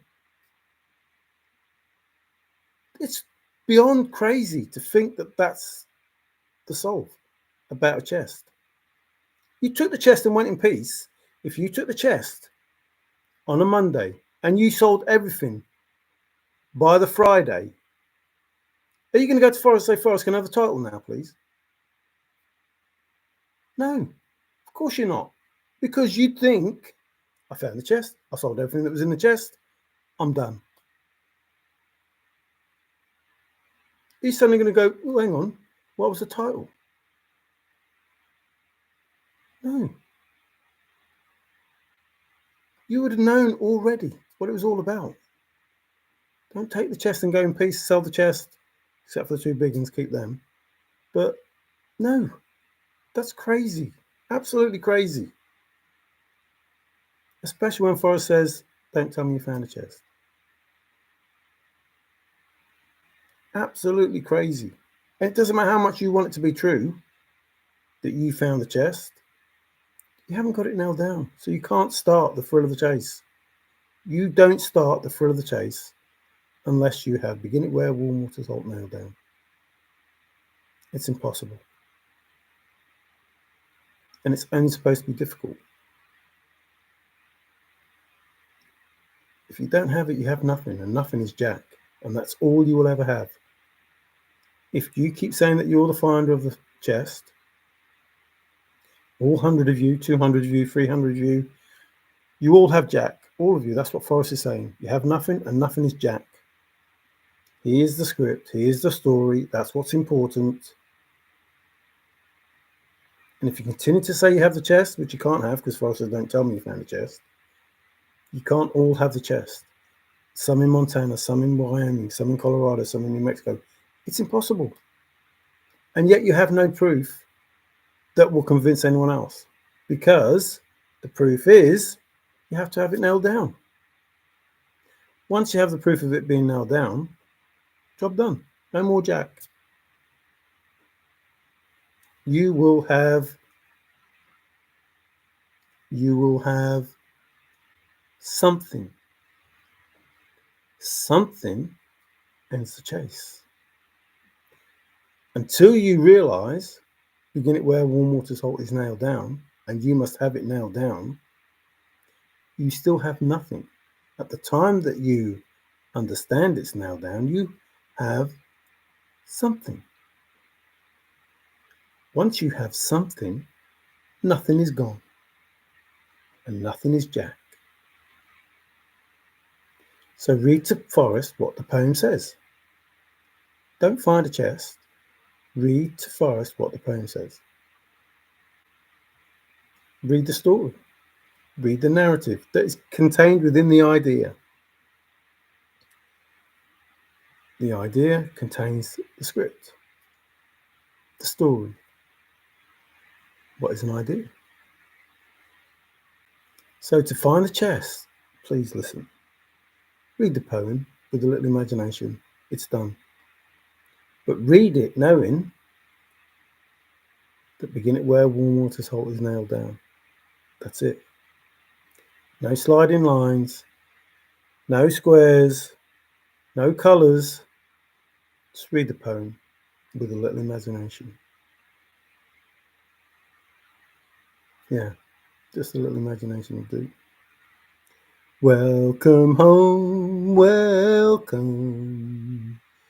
Come on in. I stop saying that these searchers think that they found the chest. They know that they haven't found the chest. What do you mean they know they haven't? Imagination just came on and said he found a chest.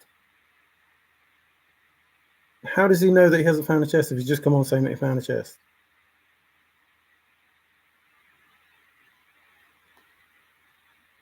Bill comes on saying he found a chest. If they're the trolls, it's not my fault that they're trolling.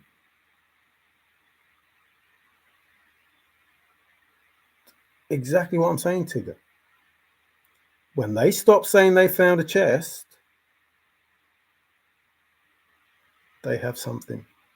As long as they keep saying they found a chest, they have nothing. I am not continuing the nothing. They are. It stops when they stop saying they found a chest.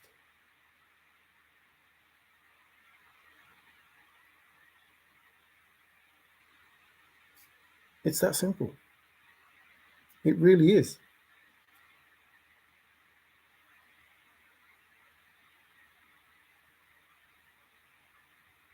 No, they found the chest.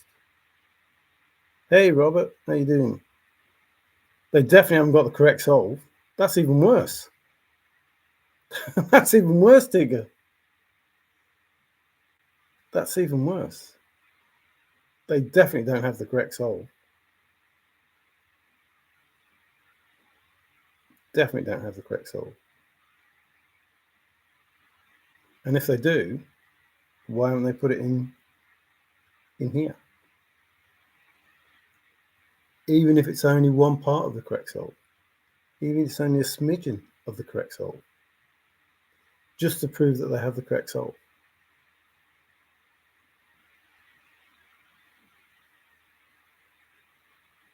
Only Jack and the real soul were found the chest.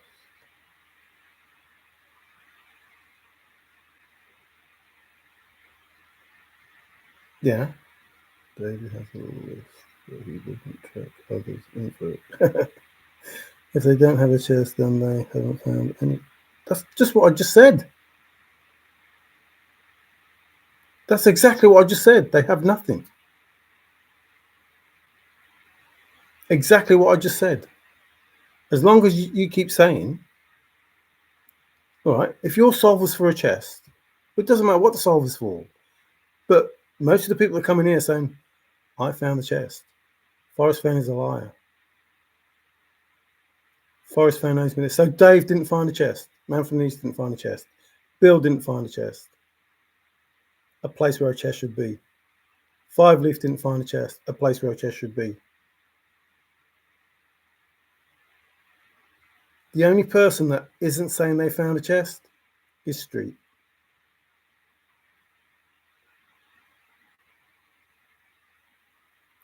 They all went looking for a chest and they found a place where a chest should be.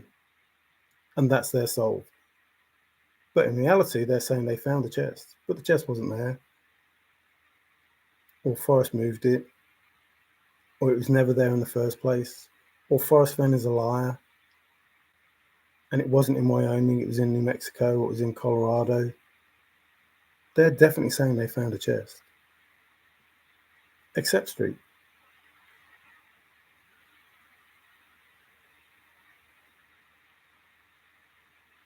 It's exactly what I'm saying though, Tigger. They haven't found anything, but they're not admitting that they haven't found anything. They're saying that they did find something.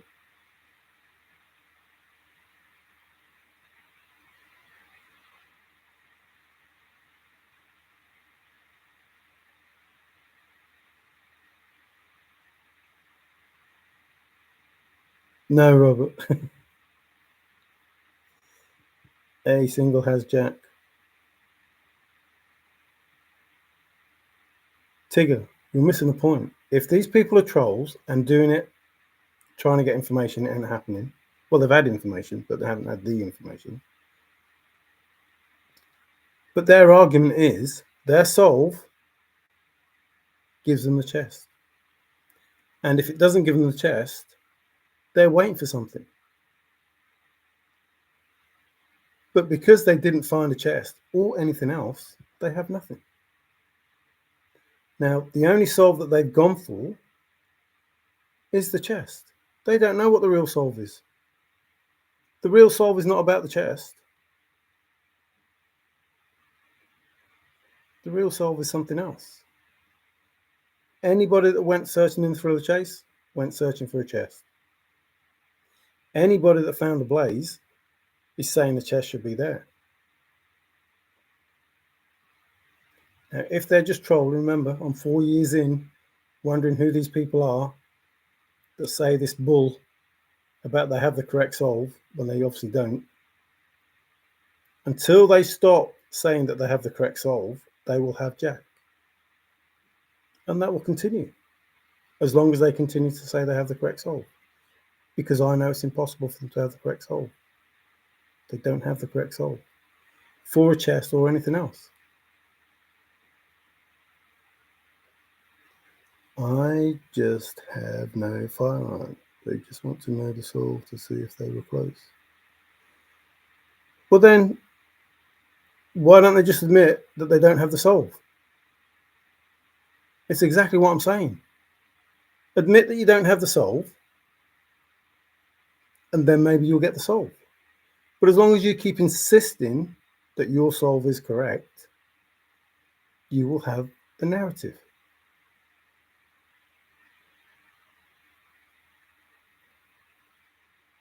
It's not difficult.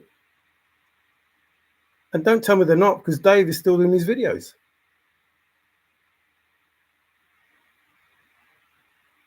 If these people didn't think that they found a chest, they wouldn't still be doing the videos that say they found a chest. I know certain people stopped. Imagination of Innocence came in, trying to tell me how stupid I am.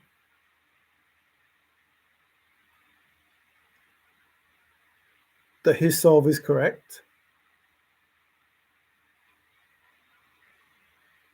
If you want to do it on your own show, do it on your own show, but don't come into my show and say I'm stupid. Or that I don't know what I'm talking about, or I'm talking about bullshit.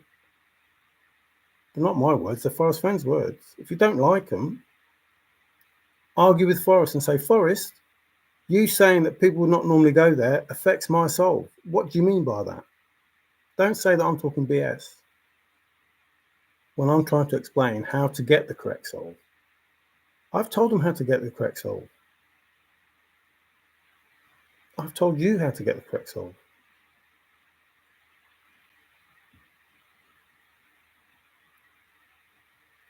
Sorry, chat room, I don't have the chest. Sad. Yes, if they're gonna, maybe they will see the chest. If you have your mojo working, that probably means that you have good discernment. Probably, yes. David's solve never in the Rockies. Barber solves is not in the Rockies either. It's difficult. Really is difficult. I mean, I'm torn between laughing my bollocks off, excuse the French, when people say what they think the answer is. I mean, Dave's solve, as I said earlier, Dave's solve has to be the worst solve ever. It's almost as though Forrest said, look, these are the things that I want you to put out because they totally contradict everything that I've said. And then, like, that's the worst end. And then there are some that are, you know, as it goes towards, they could be close. But none of them are close. If there's nine locations, none of them are close.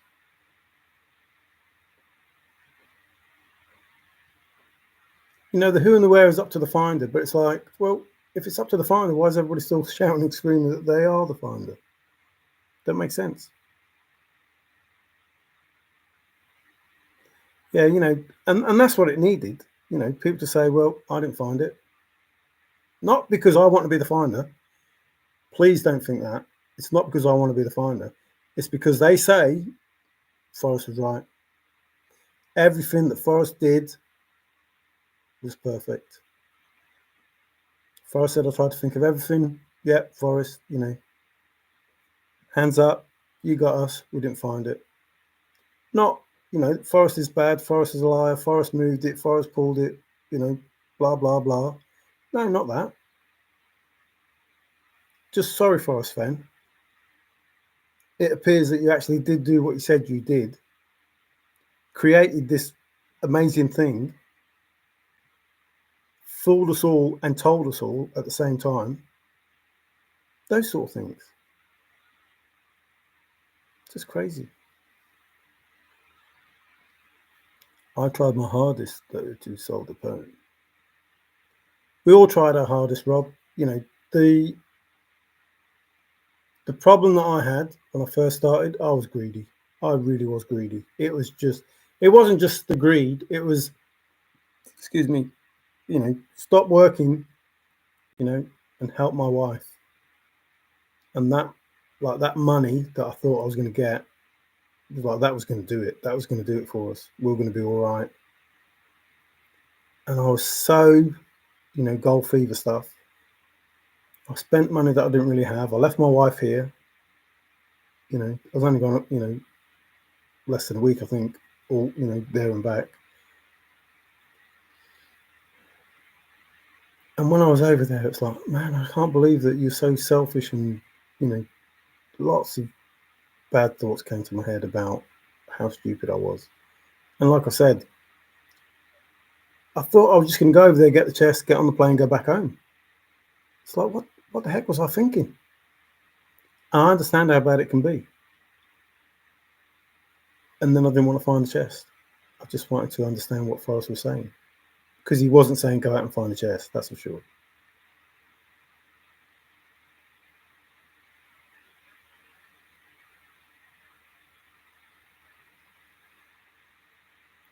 It doesn't matter. The solver is worse, is what I'm saying, Tigger. They didn't solve anything. If you are the solver, in part of that, you found the chest. And if you are the real solver, in that, you found the secret treasure. And it's worse to say that you are the solver. Because to be the solver, you have to know who Forrest is. You have to know what this was about. You have to understand all of it. And to say that you're a solver, that's more of an insult to Forrest than just saying you found a chest. It really is. It really is. Finding the chest was the easy bit. You know, I dare you to come find me. Who is the real Forrest Fenn? I hope nobody ever finds out.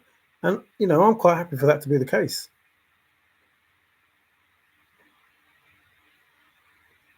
If people behave in the way that they're behaving, this was not a bad thing that Forrest Fenn did. This was a brilliant, amazing thing that Forrest Fenn did.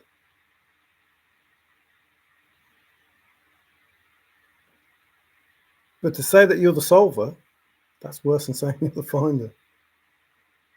I thought I solved it many times over. All learning lessons. Failure is only when you stop trying. 100% single, that's exactly where I was. I thought I solved it hundreds of times. You know, I fell out with Forrest, you know, in my imagination, obviously. It's like, Forrest, you're telling me to do this, and I've done it. I've done everything that you said, and now it's wrong. How could it be wrong? I did everything you said. And then I'd think of the things that he said, and it's like, oh, well, yeah, it's not that. You know, oh, I was at places that were, I didn't even give them consideration, below 5,000 feet. I didn't even give it a consideration when I was doing the solve. But then when I had to work out if it was a correct solve, it's like, oh, no way. That can't be right. And I'd be scared that I'd do a solve and it'd be like 4,900 and something feet. When I'm doing the solve, I'd be wondering, like, I'll get so far through, then find out it's not even the right elevation. And then I got to the point that is like, it isn't any of these solves. This isn't how you do it. It's not warm water's halt in the sense that people do it. It just isn't. So then it became, listen to what Forrest said. What did he say? I looked up all the words in the poem. Well, what's a poem? What's a poem? What's precisely? Follow the 9 clues precisely. What's 9? What's clues? What's precisely? I looked it all up. Thousands and thousands and thousands of words to try and work out what Forrest Fenn was saying. And the poem, there's a solution for the chest, but there's a solve for the poem. What do people want to know? The solution for the chest is easy. The solve for the poem is not so easy. You can't say I want the solve because you don't know what the solve is. If you want the solve for the chest, that's one thing. If you want the solve for the poem, it's something totally different.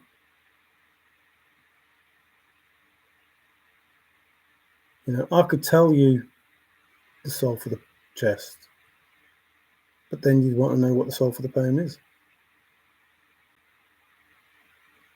I never said I was an expert on reading maps, but they think they did solve it. Yeah, everybody solved it. Everybody solved it. I'm not saying they didn't solve it, but they didn't have the correct answer. That's the difference.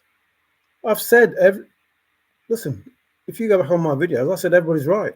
You're all in the poem, you all found a chest, you're all right. I've told everybody that. And I've told them they solved the poem. The 350,000 people, they all solved it. They all found a chest or whatever the solve was they were looking for. They all did it. But it's not correct. Now, you can have a solution for the chest and you can have a solve for the poem. So what is it they're saying? They have a solution for the chest, or are they saying they have the solve for the poem? Because if they're saying they have the solve for the poem, no. And I haven't heard anybody say they have a solve for the poem. Most people, as not specified, but most of them have said chest. I found a chest. Oh, I never said I was. Takes guts to say you were not correct. Yes, deep down guts to admit things when you're wrong. Listen, I've told you, I've been on here and I've told everybody I was wrong hundreds of times. Even just now, I've been saying I was wrong hundreds of times. Even just now, I said Forrest will tell you I was wrong hundreds of times. But he said you need metal and resolve. And you have to know what's worth knowing and what isn't. And the stuff that I knew weren't worth knowing. It wasn't worth knowing. And then you get to the point where stuff is worth knowing because it's what Forrest is saying, not what you're saying, not what you're thinking. And that's the difference. Every solve that people put forward is what they think it is. And Forrest says, you can't think my thoughts. So any thought, any solve that comes, or solution, proposal I call it, they have a proposal. This is where I propose the chest was. This is what I propose the solve is. It's just a proposal because they haven't followed anything that Forrest said. They've just used their own thoughts. Fenn found the chest besides Sophia, then the mood you would know.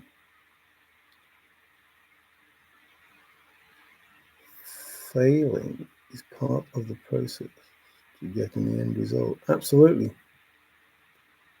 And I said, in my early videos, if you manage to solve this without going through all this, the other stuff, you miss out on a lot. I know Forrest said you wouldn't stumble on it, but if you stumbled on the answer, if you come across the answer, just, wow, it's that, then you missed out on all the other stuff that you had to do, and I thought it was fun, doing it. it didn't seem like work, and some days just they all blurred into one because I didn't realise how much time had gone, and that was while I was working as well. No, they're not true to themselves. It seems that way, but the thing is, if they don't want to be true to themselves, I don't mind. But to be the way they are about Forrest, it's just, or me.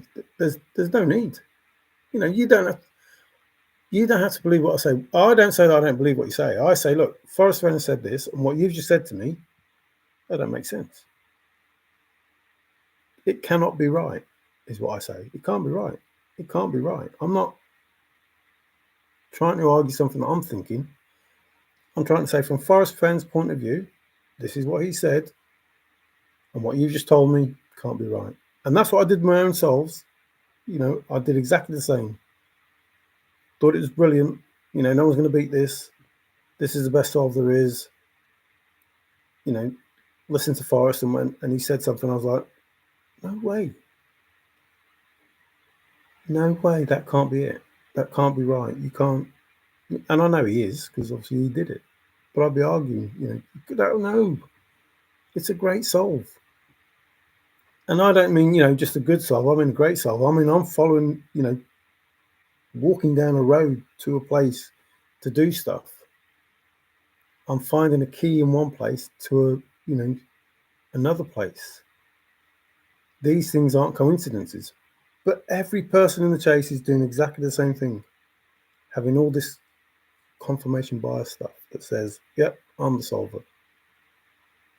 I am the solver of the Forrest Fenn through the chase poem. For whatever that means. And I know most of the people, I don't know anybody apart from the street that hasn't said they found a chest. The place where the chest was. Even whether, they say it's moved, or they say, it was here, but Forrest, pulled it.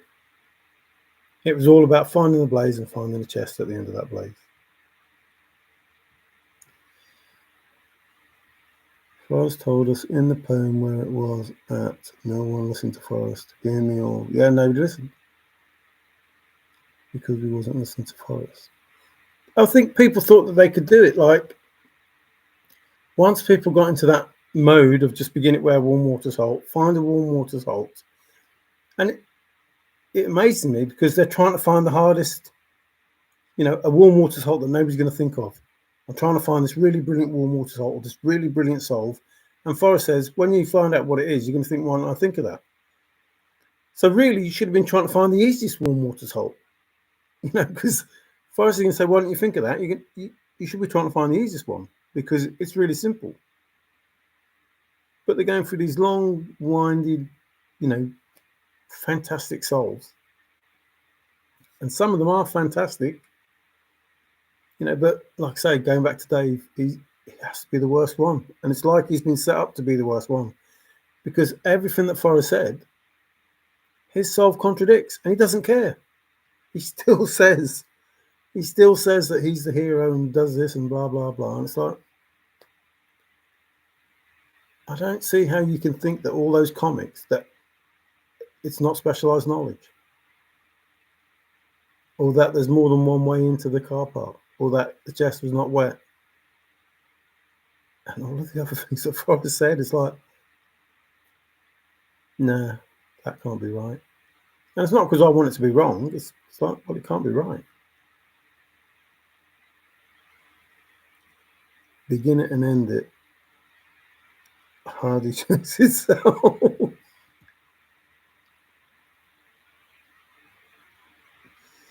Where have you had that from, Single?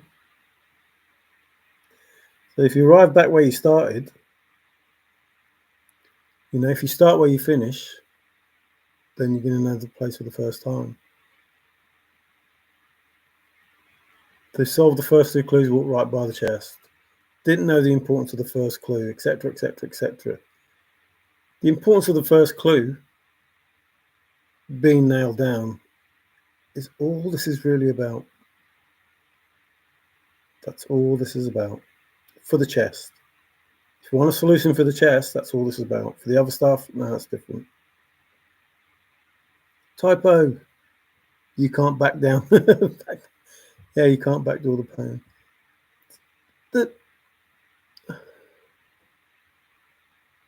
I don't get how it lasted so long.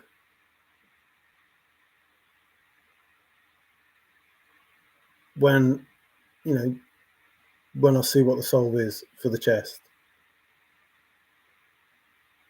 But that's because nobody tried to do that. And if they did try to do it, they would have given up. Because I felt like giving up loads of times. Like I started at the word as, at the same time and all those things that it meant. And I started, then then have, looked it up. And it's like, man, there's hundreds of these words. I'm never going to find it. And then I'd stop and go back to it, stop and go back to it, stop and go back to it. And then as I was through like the first stanza, nearly, I thought this ain't working. So I need to look at what the blaze is. I need to look at what Homer Brown is. I need to look at these things later on in the poem, to try and get it, or title to the gold, what's gold. And I said in my earlier videos, even if it's a cup of tea, because that's what gold is, he could be offering us a cup of tea. And then he says, I don't want to just get it in the mail. I want to sit down and, have a chat, want to warm up to it. Otherwise it gets abstract. And I'm thinking, oh, he does. He means a cup of tea. It means you find it and you go around and you have a cup of tea with him. But it really is simple. It really is. It doesn't get any simpler. It really doesn't. Once you know what it is, you can't unsee it. It can only be that. Fit on a post-it note, all the things that Forrest said. And it's like, oh, man, I can't believe I did all this just for that. It wouldn't have took 3 days if I'd have realised, Forrest said something must be obvious to you by now. I don't know if he's talking to me or not. He said a few things and I didn't know if he was talking to me or not. But it's like, something must be obvious to you by now. And I'm thinking, if he's talking to me, what's he talking about? Something must be obvious. So then you look up the word, well, for me, I look up the word obvious. What does obvious mean? And that's how Forrest worked. He gave you hints and answers, and you also have to pick up on those hints and answers. It's like, well, what's supposed to be obvious? He could be talking to, 50,000 people. And 50,000 people will take obvious differently. What they're doing in the poem, what's obvious. And they would use that, but I just went, well, what does obvious mean? Why is he using the word obvious? Why did he use the word careen? Why did he use the word tenacity? Why did he use the word tail? Why did he use the word right? Why did he use these words? Bounce. See how high he would bounce. What? What the heck sort of English is that? So, I start thinking those things. He told us the blaze also. Well, he certainly did. But he told us begin, and begin is a blaze. He told us warm, and warm is a blaze. There are a lot of words in that poem that mean blaze. Lots of words in that poem that mean blaze. And this was about the rules. Forrest talked about 109 rules. It's like, and nobody bothered, rules is clues. So there could be 109 clues. The way I saw 9 clues was not 9, the number 9. It was N-E-I-N, 9 is I, the letter I. Whilst it could be 9 clues, it could also be that the letter 9, the letter I is the 9th letter. So therefore the letter A is the letter 1, is the number 1. The O-N-E is A, which is 1. And that was as I have gone alone in there, and with is the Roman numeral. So you've got have and with, which is V1, which is either 4, which is a D. So he's telling you how to get Ds. I pray for Ds and no one will listen. So in that first instance, he says, here's your D, or your F, or your E. You have 4, 5, and 6, or 1, potentially. So, like in that first bit, as I have, and with, you were told that you could use Roman numerals to get information. But you have to understand what cipher was. You have to decipher the clues in my poem. So if you're going to decipher, you have to know what a cipher is. And that's where you get the information on how to use the rules. So all the information that Forrest gave, if you heard what he said and then understood what it meant, it led you down a path. And Forrest is the guide, as it says in the poem. The synonym is guide. So he's the guide with the dictionary, with the thesaurus, with the encyclopedia, with the atlas, with the story, with the narrative, all of those things that poem means. He's telling you, here's your answer, here's your answer, here's your answer, here's your answer, here's your answer, here's your answer. And he says the answers I already know. So therefore, if he already knows the answers, you're not going to get the answers from anywhere else other than him. And if you only need the poem, then the answers must be in the poem. They must be. Can't be anywhere else. They must be in the poem. And while he said there are hints in the book that will help with the clues in the poem, if you use the book, it's possible that your own bias dictates what you think the poem means. The way I looked at it was, you had to know what the answer was already before you understood the hints. You knew what it meant before you could go to the book and go, oh, yeah, that hint means this. Because if you took something from the book, a random piece of information, there's no guarantee that it is what you think it is. And you only need to have one water salt nailed down. Simple. Marion, do you think the scrapbooks matter at all? Yes, I do. I think some of the words are in the clomp of a boot.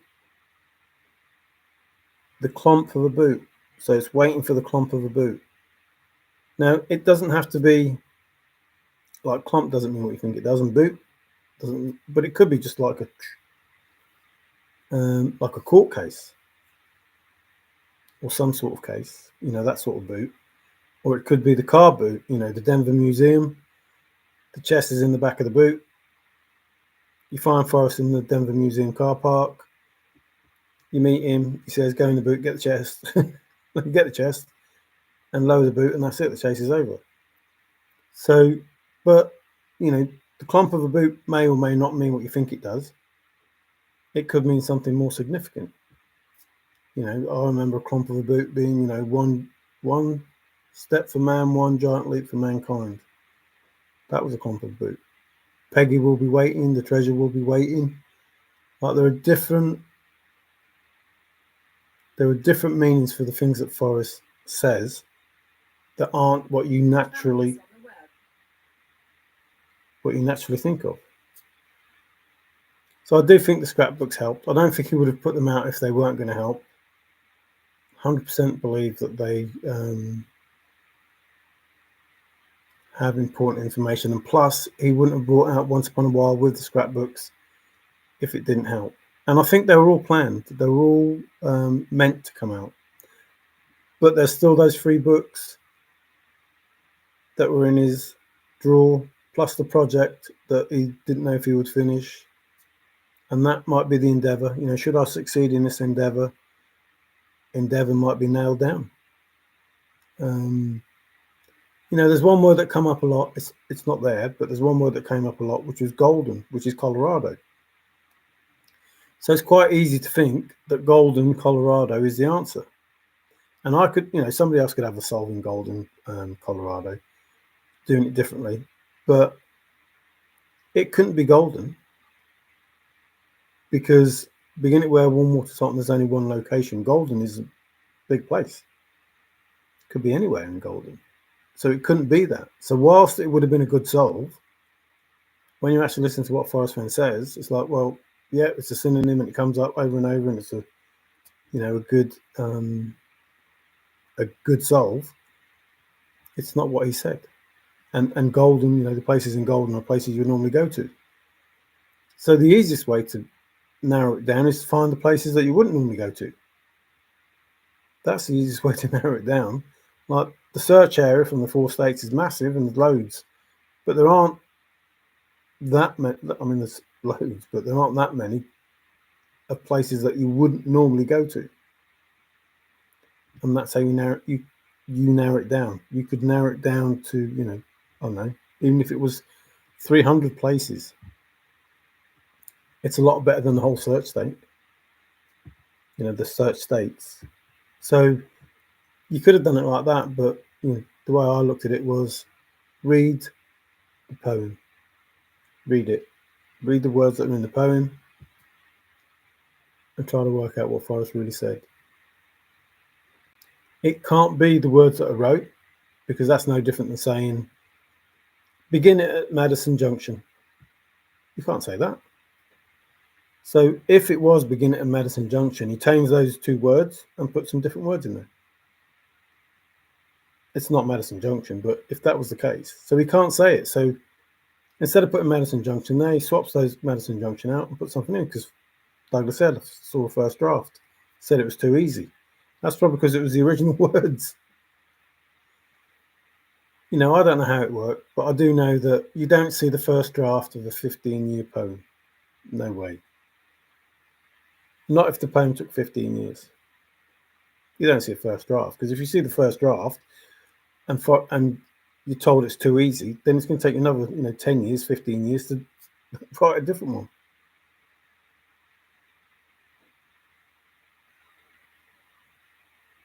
Yes, it does. To donate. Shoe looks different. We kept losing his shoes. I think we found his shoes in the poem. He went up a tree as well, because of he lost his shoe there and went up a tree, I think. Was it an elk or a moose?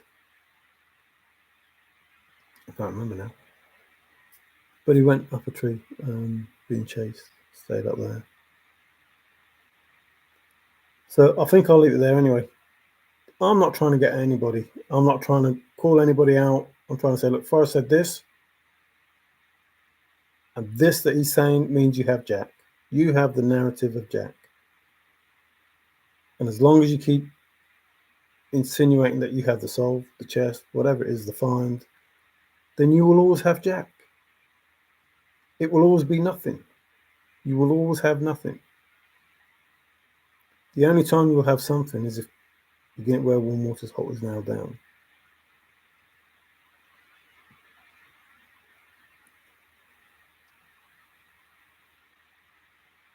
It's vital that nobody shares the location.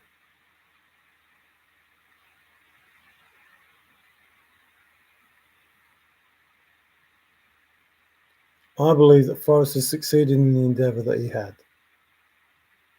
Absolutely succeeded in the endeavour, which was, but there are I's to dot and T's to cross for it to be, complete. So, like I said, he built the mansion. It's livable. It looks brilliant. It's amazing. It's done. Perfect. But, there are things outside that need to be done, that still need to be done.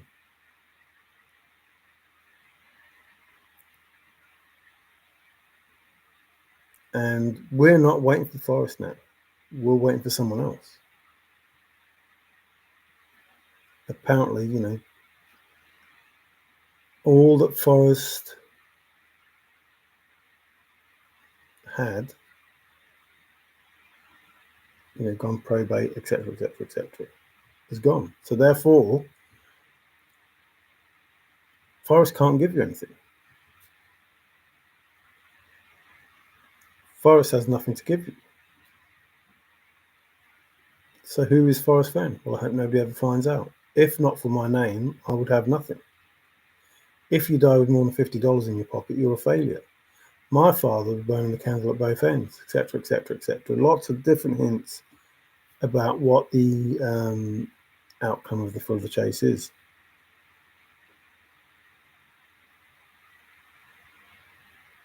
Good morning, good morning. It's 0404. That must be too far to walk. Yes, sugar. I was only going to do half an hour. Who went live? Greg. Apologise to Greg. Oh man, can't believe that. Why didn't somebody tell me? Apologise to Greg if he's still live. Sugar. I forgot I was going to do half an hour and then let you go and see Greg. Go see Greg if he's on. Thanks for that, Jeff. If you hadn't said that, I'd have still been chatting away. Ciao, yo. Thanks for... Oh, that didn't work. Thanks for listening. I'm sorry if you're getting offended by what I'm saying. I'm not trying to be horrible. I really aren't. But, you know, you come in accusing me of stuff and making out that I'm thick or that you're, you know, better than me. I'm not trying to say I'm better than you. That's the last thing I'm trying to say. You know, I tell you that I'm not very smart. I just listen. Poirot is stumped.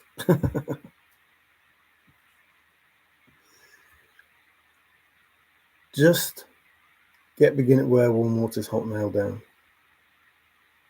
That's it. Thanks, Tigger. Yeah, later. I just don't get it. I really don't.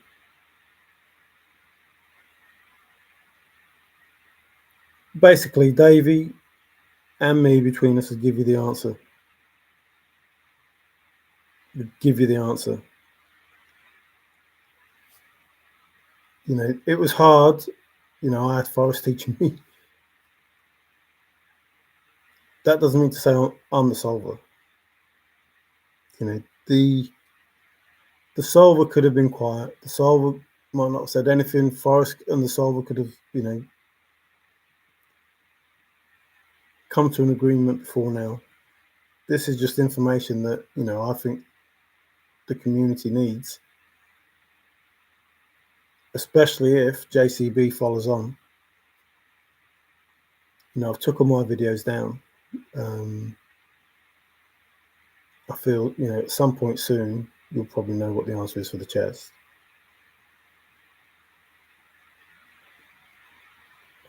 Not, no, maybe not for the secret treasure, but I think very soon, you know, the fun.